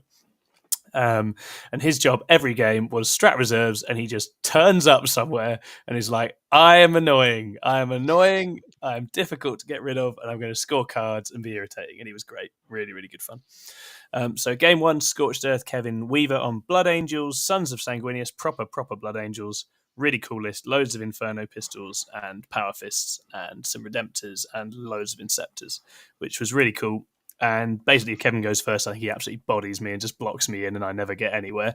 As it is, I went first, so I rolled up to the middle. We had a big old Barney back and forth, killing the shit out of each other in the middle. Berserks are really good at killing Death Company. Death Company are really good at killing everything. There's a few really close clutch moments in this with the dice, but also, strategic decisions. Kevin does a great job leaving his Redemptors right back, just like Connor did when I played Connor with the Black Templars. If Redemptors are a long way away, Votan just cannot kill them. They can't get enough to bear on them, and then by the end game, they won't have enough to kill them. And it's a really, really important way of managing the Votan matchup. And the Inceptors were great as well. He dropped those in and made an absolute mess as well. So very, very tight game. Only went to, I think it was about 9 or 10 points in it in the end. But Kevin took it and fully deserved it. And we had a lovely game, lots of intent and really positive, collaborative play. We had an issue with this a bit later where it emerged basically that several Blood Angels players at this event, and I say several because it's important to know that this was an innocent mistake that I think several players made, have been caught out by a change in the ruling at the moment because of the sort of fudge in between the different books, right, with the rules changes. There's plugging captains and chaplains onto Blood Angels units is currently not allowed, or is being ruled in some places as not allowed. I don't agree with this ruling. I think it's silly, and it's obviously going to be sorted out in the long run. But it meant that both Kevin and Boxy were told they had to then run their characters on their own, not leading units, which is really brutal and really silly. And I mean, credit to Zach and to Gareth and the rules team, right? They came and checked in and updated me on it.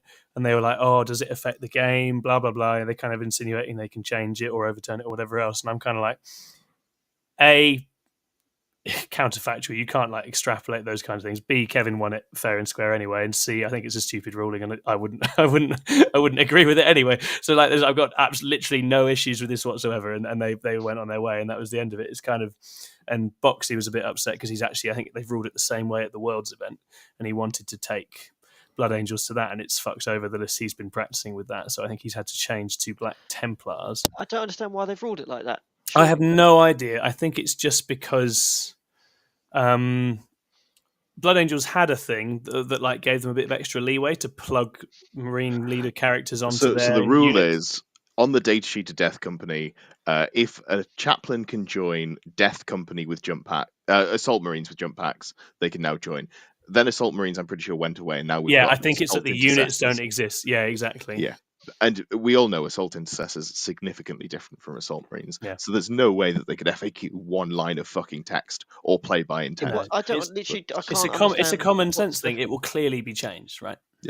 But for the Worlds is a GW event. So Yeah, this is a known problem. sometimes they just make silly calls, and this is a silly call. It obviously Sometimes they write shit rules. it hurt Kevin. It hurt Steve, and I just regard it as a But what's complete the non-issue. positive from Games Workshop perspective? What is the positive to blocking this? I don't Just understand. being very, very stringent by their own current as worded rules, I guess. I don't know. But anyway, I'm sure they want to sell the new models. If they're going to sell the new models, they should make them work with the existing units. Yeah, I think it's more about how they work with the Blood Angel specific stuff, to be fair, rather than the new kits. It's just that, yeah, it's silly. It will change. It will be changed, and it's a matter of time. Strange. From a matchup standpoint, it's worth saying I think Kevin beat Votan like 3 times. So Blood Angels have very good game into Votan because they just solved that transport problem, right? You pop them with the melter, then you whack them with a hammer, everyone's happy. But Berserks are definitely good back into Blood Angels too. You want them for that matchup. Berserks were great for me. I really targeted marine body type armies all weekend, and it worked very well for me. I decided, well, Eldar's a pain in the ass, but I'll go after all the other ones, and that worked pretty well. So that's a loss round 1. Not a great start, but a lovely game. Then I had World Eaters, and I played the lad that runs the Cambridge Games Workshop store. So I'd bought the Sagittars I'd put on the table from him, so it was great. We had a nice laugh. Tom. Laugh about that. Maybe Tom. Tom Maybe. Bolt. He Possibly. runs the store. Obviously, there's loads of them that work in there. Yeah. No, I don't think it is Tom. No, maybe Kevin. Tom's normally a He's not talking Sigma. about the actual Cambridge store. He's talking about the Sons of War. No, I'm talking about Games Workshop Cambridge. Yes, Proper the actual yeah, Cambridge. proper. Oh, that is Tom. Proper. That's Tom Bolt. I don't think it was Tom though. I think He normally plays Sigma, to be fair, but yeah, doesn't matter. Carry on. Anyway, he works at Cambridge. The basic point is he's a lovely man, and he played World Eaters, and I had some advice on how to manage this, and I kept one of my warriors as a 10-man, which is something I can do because I have slightly less Sagittars. The one issue with spamming Sagittars is that you have to fill all of them or they die, whereas I didn't have that problem. So it's Duncan Ware, that's his name. Lovely man. Duncan, anyway, yeah. put warriors out in a great big screen at the front. And then I went first, and then I rolled a 6 on their advance. So they just ran up, holding hands in front of my army as all my other stuff comes out, which meant that the World Eaters kind of had to hit a screen. And it was a good, violent game. And basically, Angron was the only thing left after a couple of turns. But I then couldn't deal with him, and he ran around smashing stuff. But I still won the game. So lovely game. Duncan was great. It was super, super fun. Then, and this is relevant for our sports discussions, I played Jay Middlecote. Anyone who knows Jay is a very good player. And a twat. I think the key thing to note: a better Knights player, empirically, possibly the best. To ranking. He's the best Knights player I've ever seen and met. He's probably my favourite Knights player. I think he's the only one I actually respect. Yeah, I know for sure. I hate you all. So Jay, I was winning that whole season. I was ahead of him. Just like Chris was ahead that whole game, huh? Yeah. Wow, Tom. Too soon, man. Then Jay did just win like 9 games out of 10 across 4 days. So and he's won. What are you gonna do? Won best Knights like many years running, hasn't he? Or a few years running. He's a wonderful Knights player. He's an incredible painter. He runs Mohawk miniatures. He judges for like WTC. He's just an all-round hobby champion, right?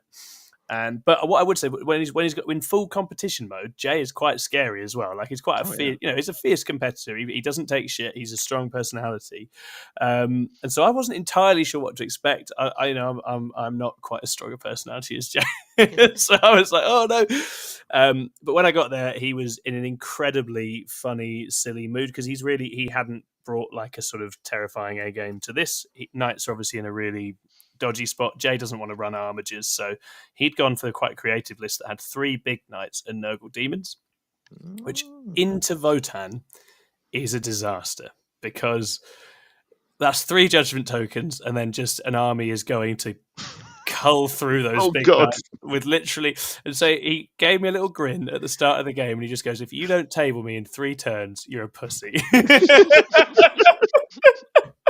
And that was it. And he just made it. The whole game was super fun. He made it into a fun game. He made it into this sort of stupid challenge of how quickly can he kill me off.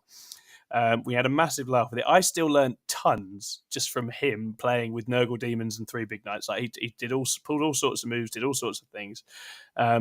and we learn just something, that's for had sure. a wonderful chat, from beginning to end. Obviously, it's massively one-sided matchup, so the Votan win the game. But as I say, to me, it just hammered home how dignified and fun you can be, even in a very difficult situation, if you decide to respect yourself enough to do that. I think just to really sort of expand on what you were saying about the sportsmanship. So Jay is I've played Jay when he is in competition mode, and he Yeah. did beat me.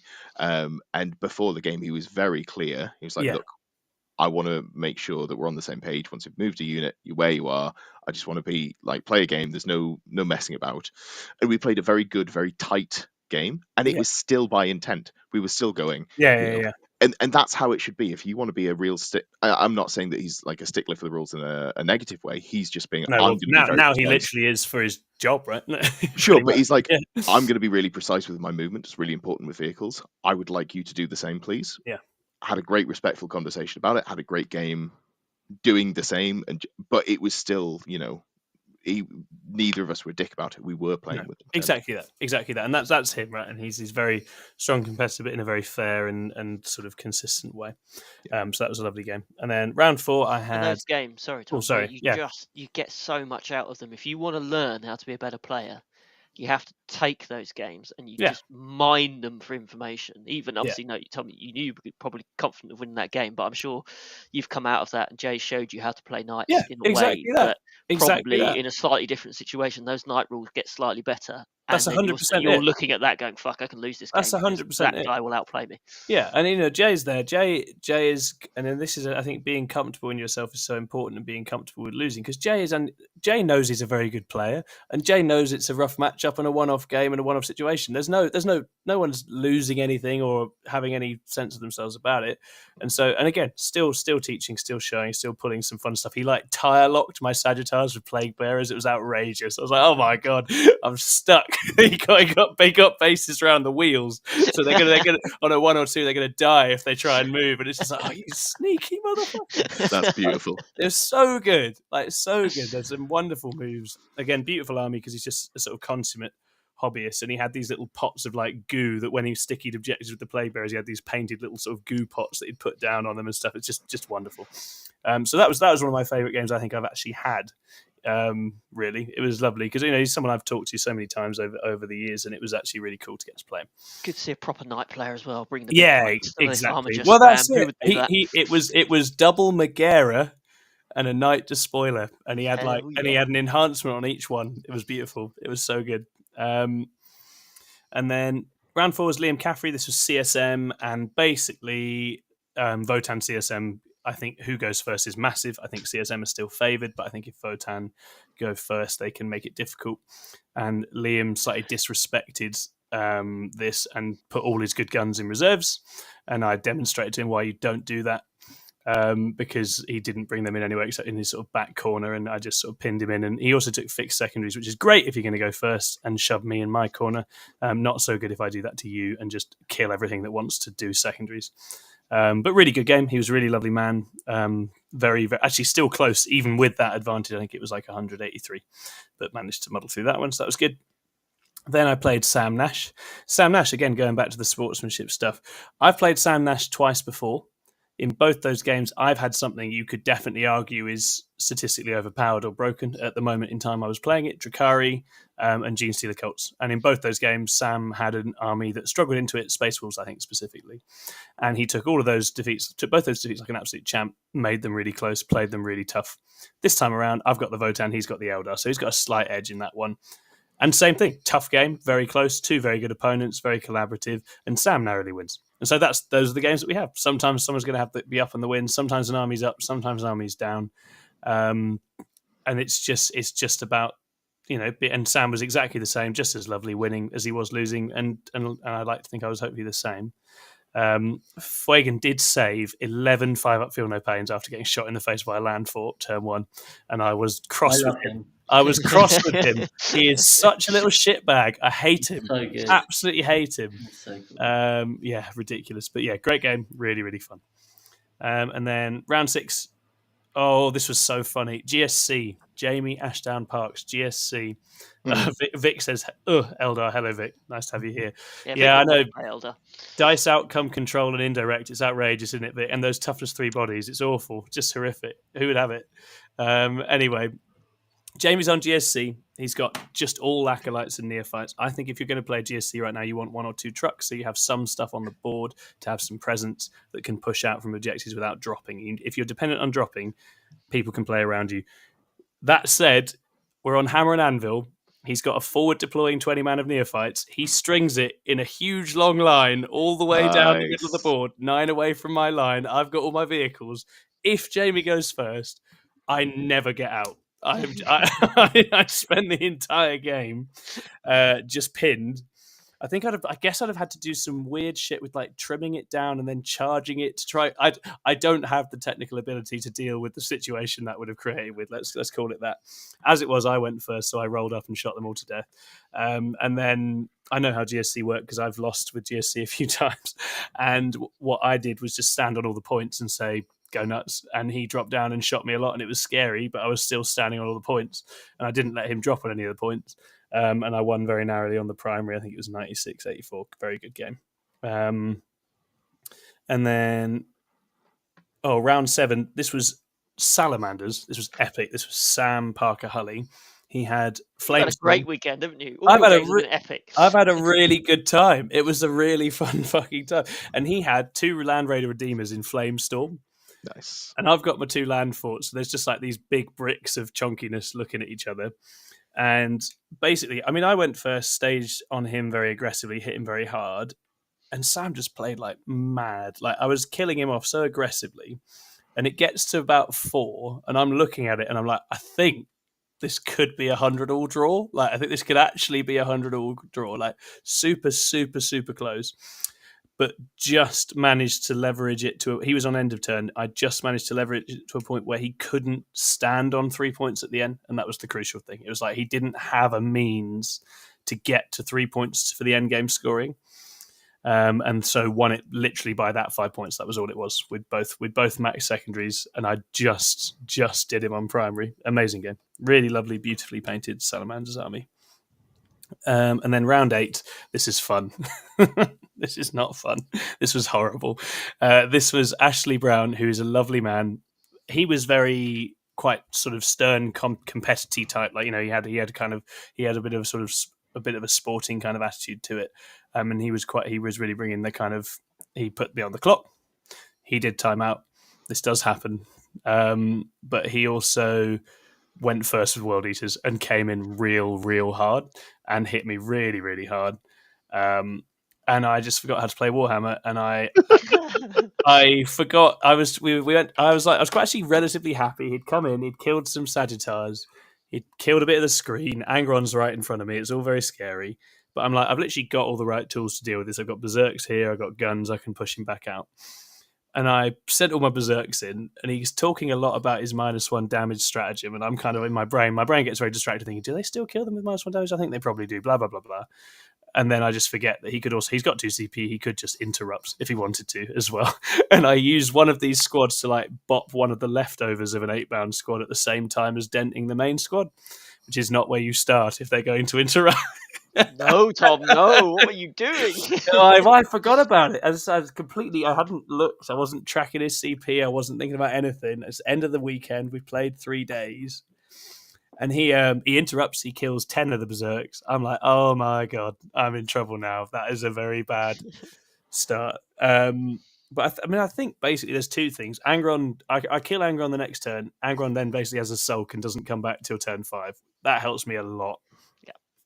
But also, I think I had set up with some reserves and had a good plan for getting back into the game, and did manage to do that very well with the remaining resources. I kept the bike safe. I got Terminators in down one side, and I was also just very on it with the cards. And I think Ashley had obviously put a lot of thought and plan into his alpha. His alpha took most of his clock time, but then did not.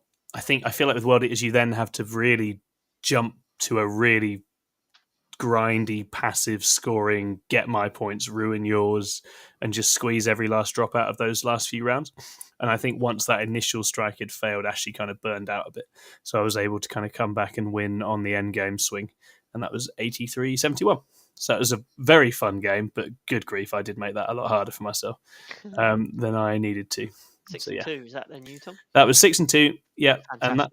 And that was 17th. And we got a prize because Zach announced that he's going to do best overall going forwards, which is obviously sportsmanship, hobby, other bits and bobs with that. So I got that. So I've got it here because it's in my room in Cambridge. I can't see Chris, it. hit the 'cause I button. can't see me. Hit the butt there. It's a very... You're welcome. Yeah, thank you, mate. It's a very lovely trophy. But I think the main thing is it's just cool that Zach's going to be promoting that and encouraging that more That's going really, forwards. really I think it's a really nice thing to have. He's obviously got a whole bunch of players who go and get involved and are sort of really good players on all of those different scores, and it's nice to celebrate that. So yeah, I was very flattered and surprised as well, obviously, because you're not expecting that. So that was really nice. But yeah, It's all that long time you spent painting that army. Yeah. So the painting can't have been heavily weighted, is how we're going to put it. Must have nailed your sportsmanship score. Yeah, I think my some of my Votan bits look great. Some of them look horrific. I'm going to Warzone Faustus next weekend, and I've got a bit of everything kind of army for that. It's much more casual, but I've just got them there. It's like I'm now shame painting Votan until Christmas now, just trying to get them all actually looking nice enough to be worthy of that trophy. We will see. We will see. I look forward to your best army win at the Saffron Slam next year. Well, I could bring him to that. That'd be fun. I want to get, there's still so many things you can do to make them look pretty. So, yeah, hopefully, because the models won't change much, I can get them looking nice. Yeah, it was cool. Scoped with the start. I personally, I think maybe 3 days of Warhammer's too much. I found the 3-day very hard. It was quite tiring. But actually, I sort of crashed on the second day. Chris can attest to this. I crashed on Saturday. Yeah. And I'd sort of come through it and recovered by Sunday. So that was all right.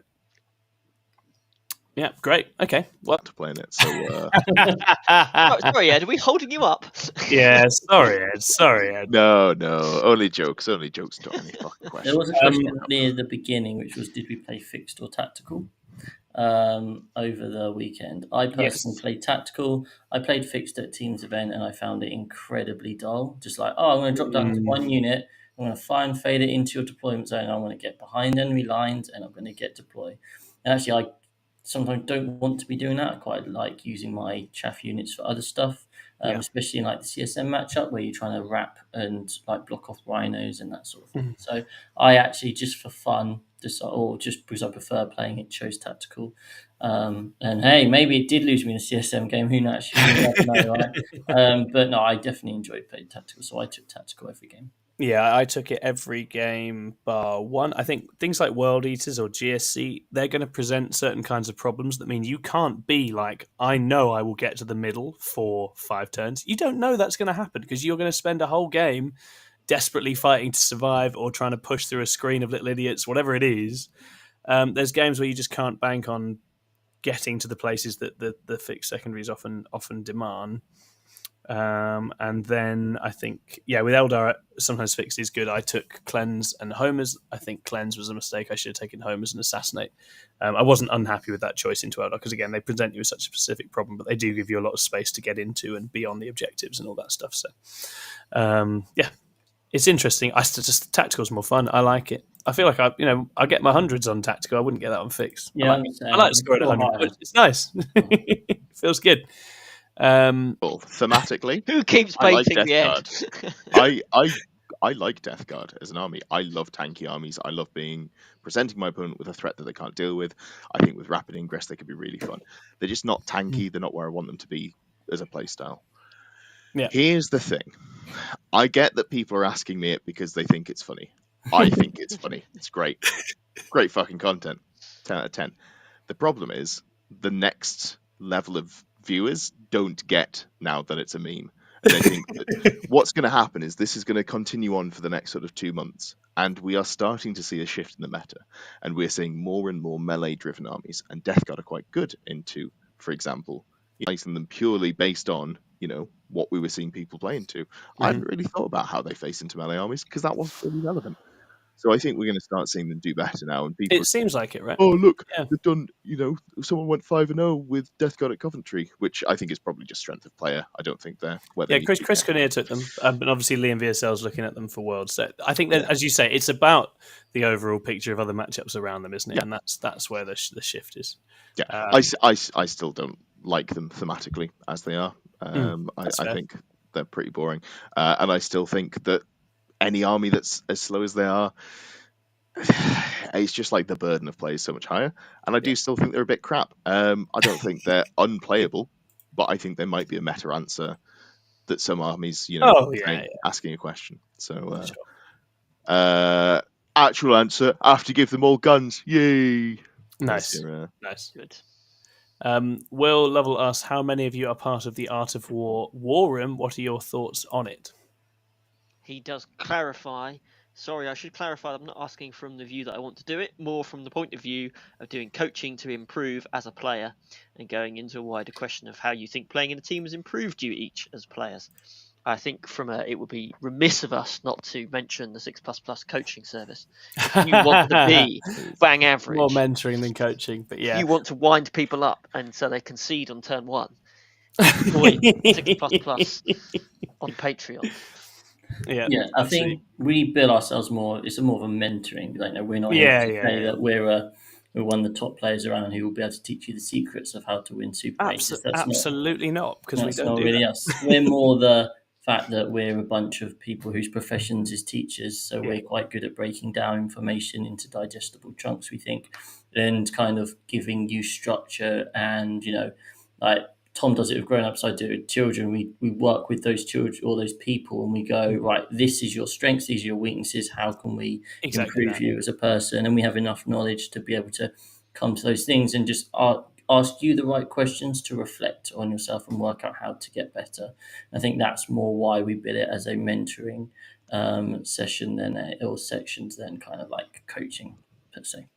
But I am actually a member of the Art of War, kind of like War Room. I'm part of the Discord and stuff. And you know what? It's pretty good. The Discord has some good channels and some not so helpful channels. The actual just like ours, really. Like all Discords, I think, to be fair. Almost like that's not a recipe for an ordered and logical way of anything happening, right? It's great fun though. Anarchy they are. The videos themselves from the War Room are pretty good. There's lots of stuff out there. They do lots of different variety of things. So yeah, I think there's some good value there.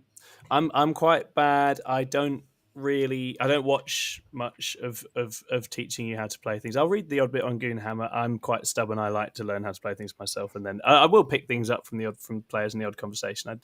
You'll have a chat once in a while, but I'm picky because I want to.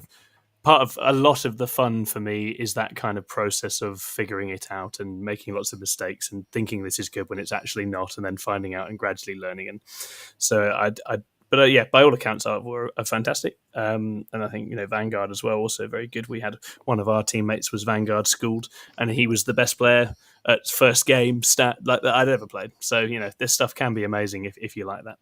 Ed, you're coming in. Yeah, so I think they're good players. I actually quite like. There's Jack Harpster. Yeah. What's the other one called who looks quite similar to him? Maybe John Lennon. I don't know. There we go. The two of those, I think they've got great chemistry. I'll occasionally catch something on YouTube.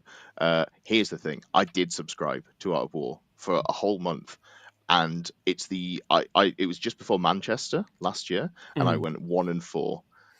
I have realised that if I try to follow someone else's vision for 40k, it makes me an incredibly kind of what player. I mean. Yeah, this is kind of what I mean. I think I thought I was dog shit at the game. One of the lovely things about it is we do it different ways, right? We do play it different ways.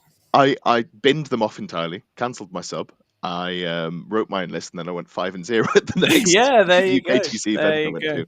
So all I can say is, don't subscribe to Art and War. It'll make you a better player.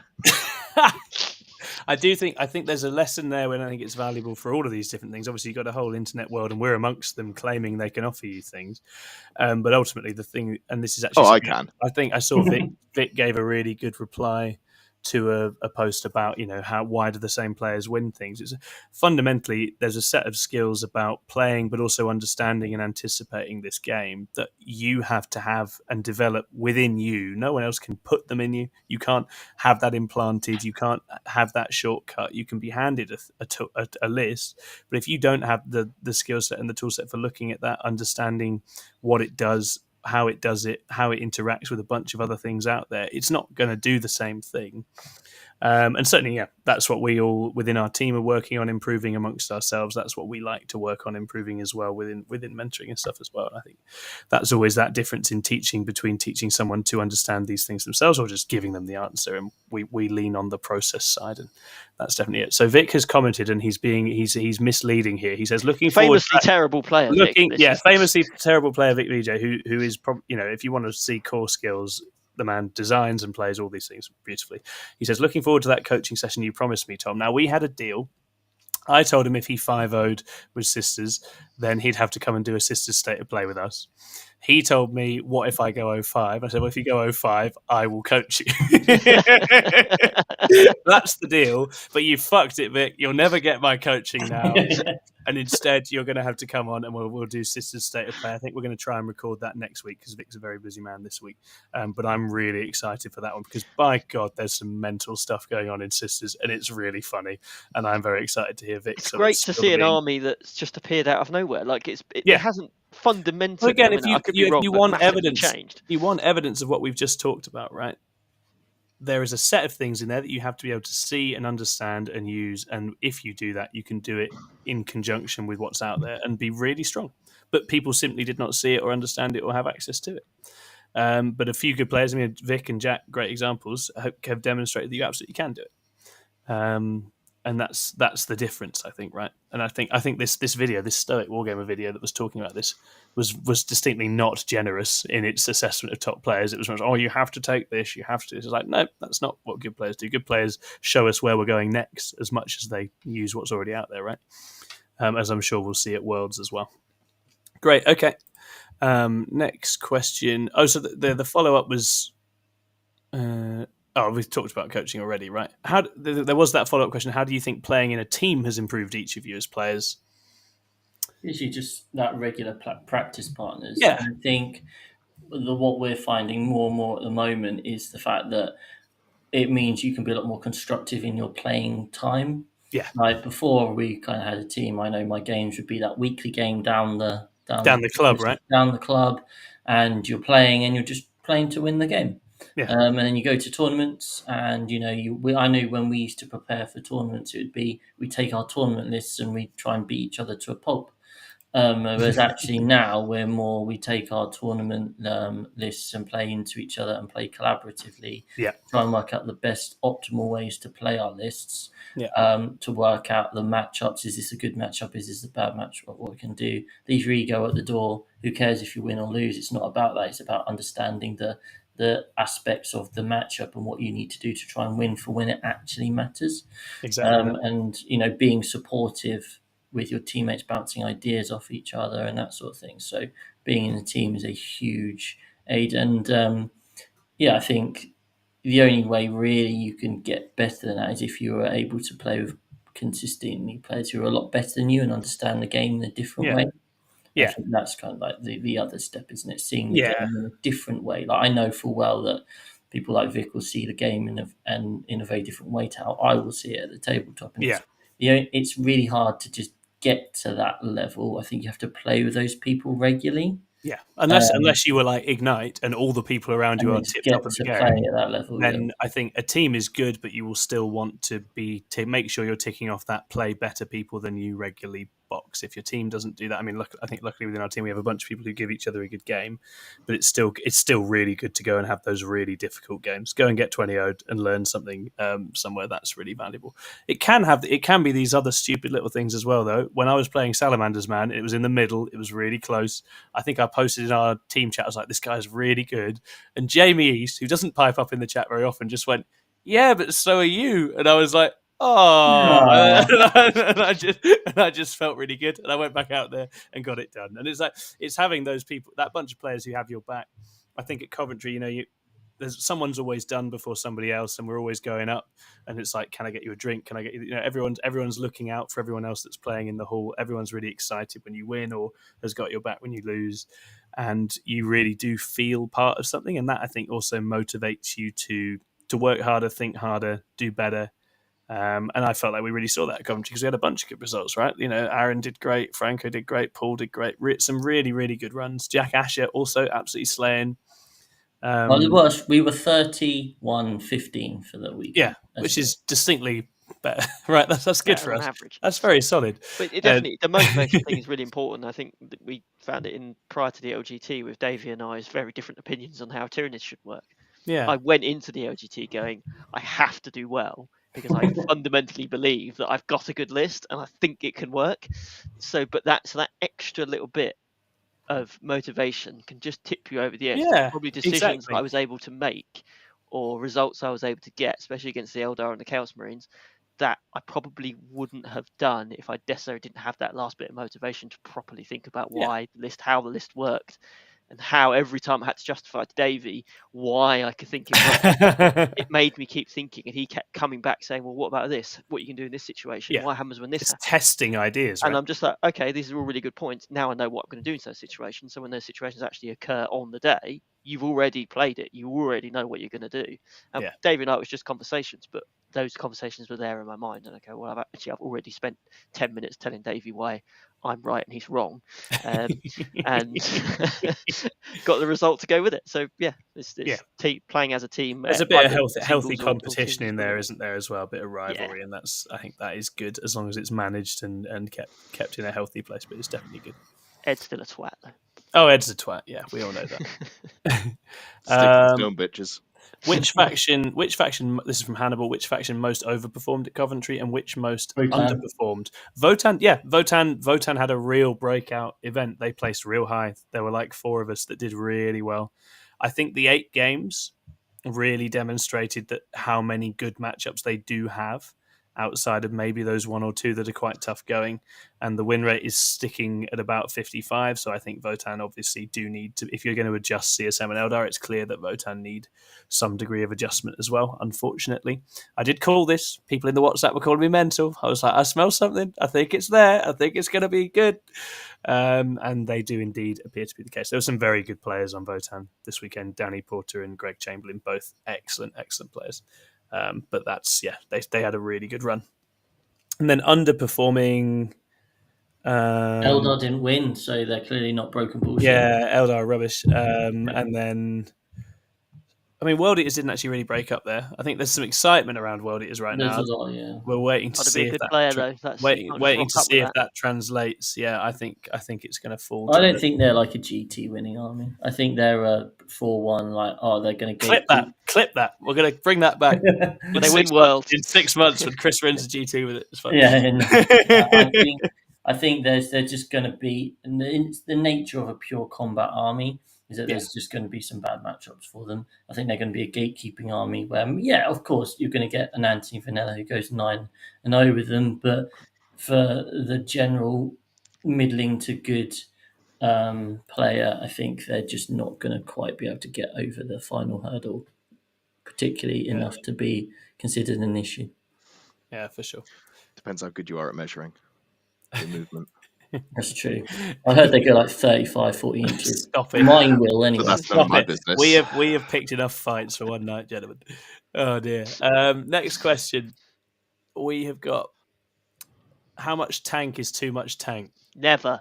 That's from Alex. I refuse to accept there is ever too much tank. It's fucking exponential. No, I'm on board with you. You're crack on, sir. Like, we both enjoy a skew list of full armor. The more armor you have, the less your opponent can, the lower percentage of your army that gets blown up turn 1. Yeah. Fucking just bring all tanks. Yep. Alex is bringing a Baneblade and a bunch of tanks to this narrative. Oh, okay. Bring good tanks. Like, I don't want you to fucking turn up at this event and go, oh, Ed said it was a good idea. Nah. Absolutely not. Wait, hold on. This is the narrative event, isn't it? Yeah, Faustus. No. Chill. He'll be fine. That's cool. Bane Blades are cool. Go ahead. He just needs to stay away from my Thunderkin, and it'll be all right. Oh, God. Ultimate Funk says, "Whisper it quietly, but is Tom ... good now?" ? No. Ultimate Funk, not a chance. Still useless. I forgot that the interrupt strategy exists. Let's not forget that. And then won the game. Work to be done. No, I feel like we get a bit better each edition, and I like that. I feel like I've started 10th pretty well. I started off being a bit of a bridesmaid at a few events, and then have sort of kicked on and am enjoying it at the moment. So we'll see. I haven't got a book for anything I like for ages. That's my one concern. It might be like a 9-month of scraping around waiting for something that I play to get good, but we'll see.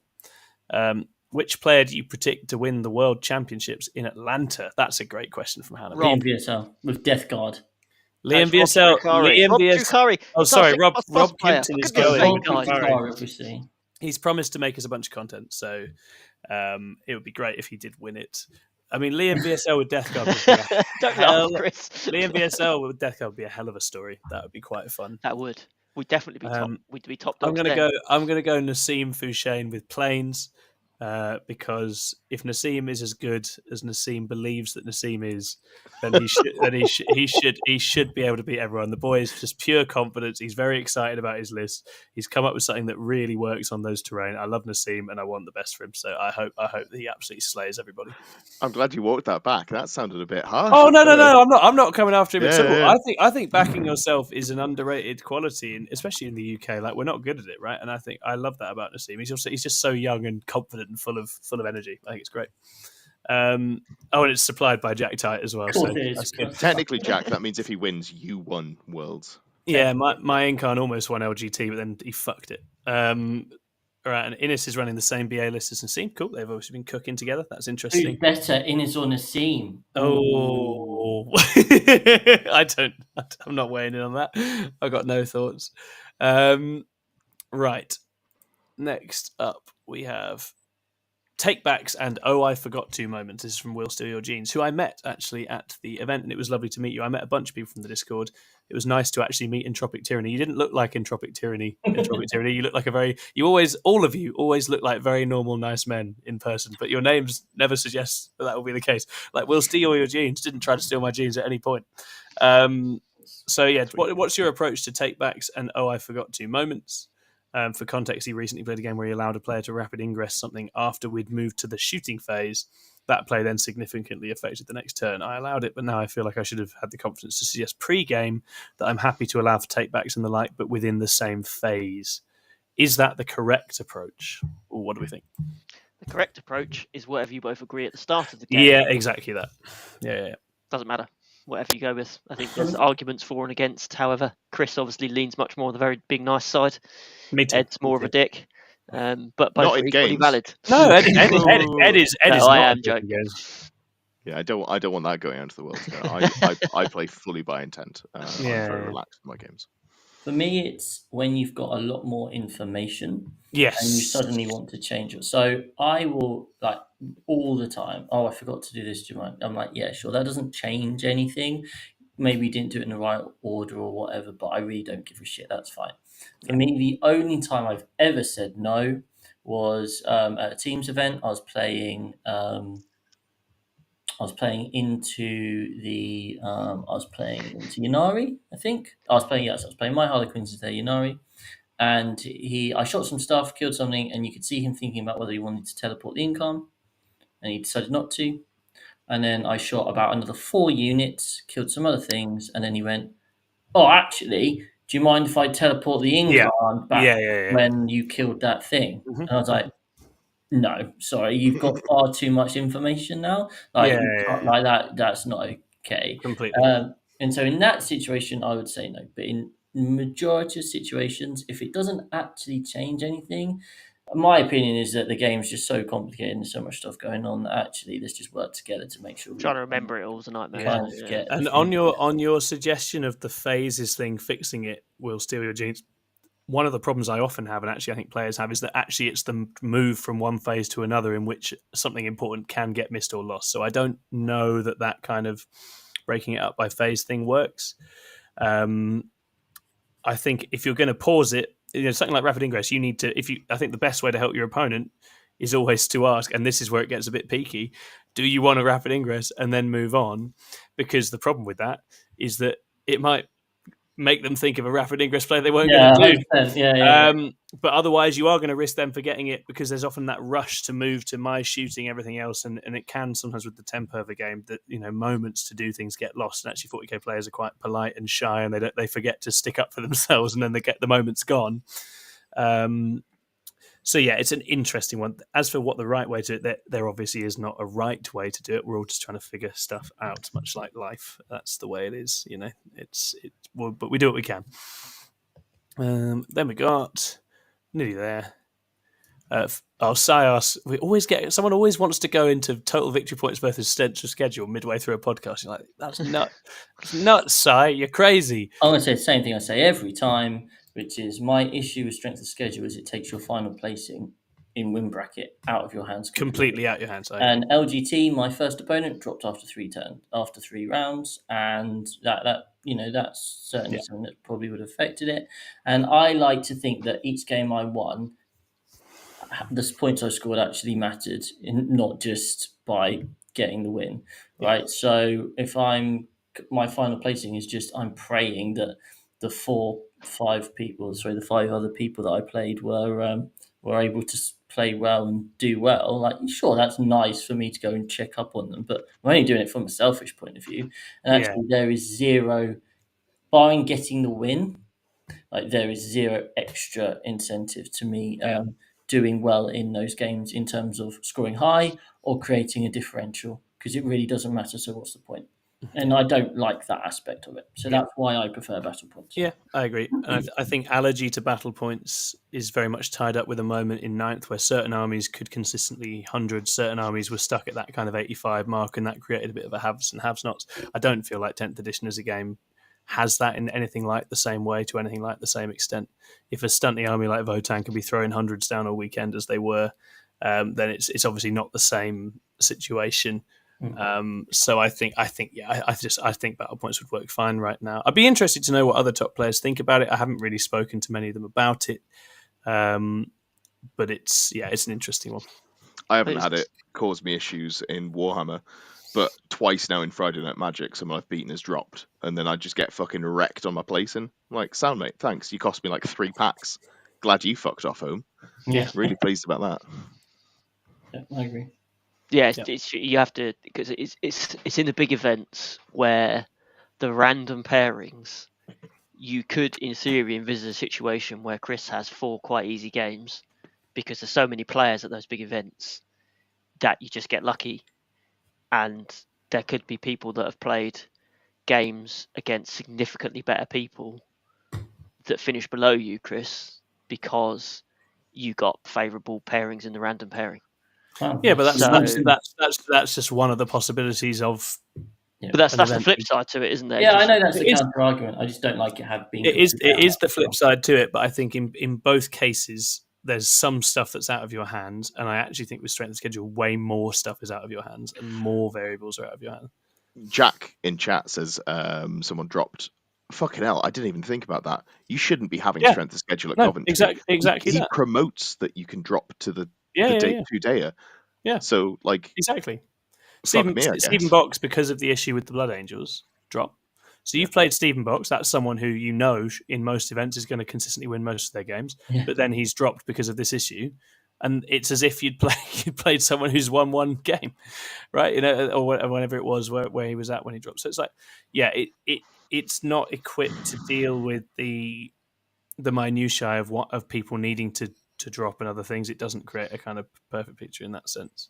So it's a very imperfect solution. We've talked in the chat before about 50-50ing it, whether there's a way of doing that, whether there's a kind of, whether you could have your battle points ratioed with your strength schedule. I don't know, but I don't really mind very much. I'm still going to turn up and play games because it's fun. So it's all right. Next up We've had what are your worst opponent red flags, pet peeves, social faux pas, what winds you up at the table? I mean, we've done a lot of this already, but if people want to reiterate. I've had enough ranting. I feel like I've ranted enough as well. I do feel like I've ranted enough. It's a very convenient question for everything we've discussed today. Yeah, I think if you go back through it, we have covered most of the things I think that wind us up. So yeah, I've always said, I think we've covered this sort of question before. I've always said it's when they turn up to the table and they're like, "Oh, well, I know I can't win this game," because it immediately, as I've said multiple times before, it means that if you win, well, it wasn't anything to do with your player skill. If you lose, it means you're a fucking moron, and that's not particularly fair. I don't think. Yeah. Oh, for sure. there is one thing actually that I haven't touched on. Fucking Death Guard players. Great.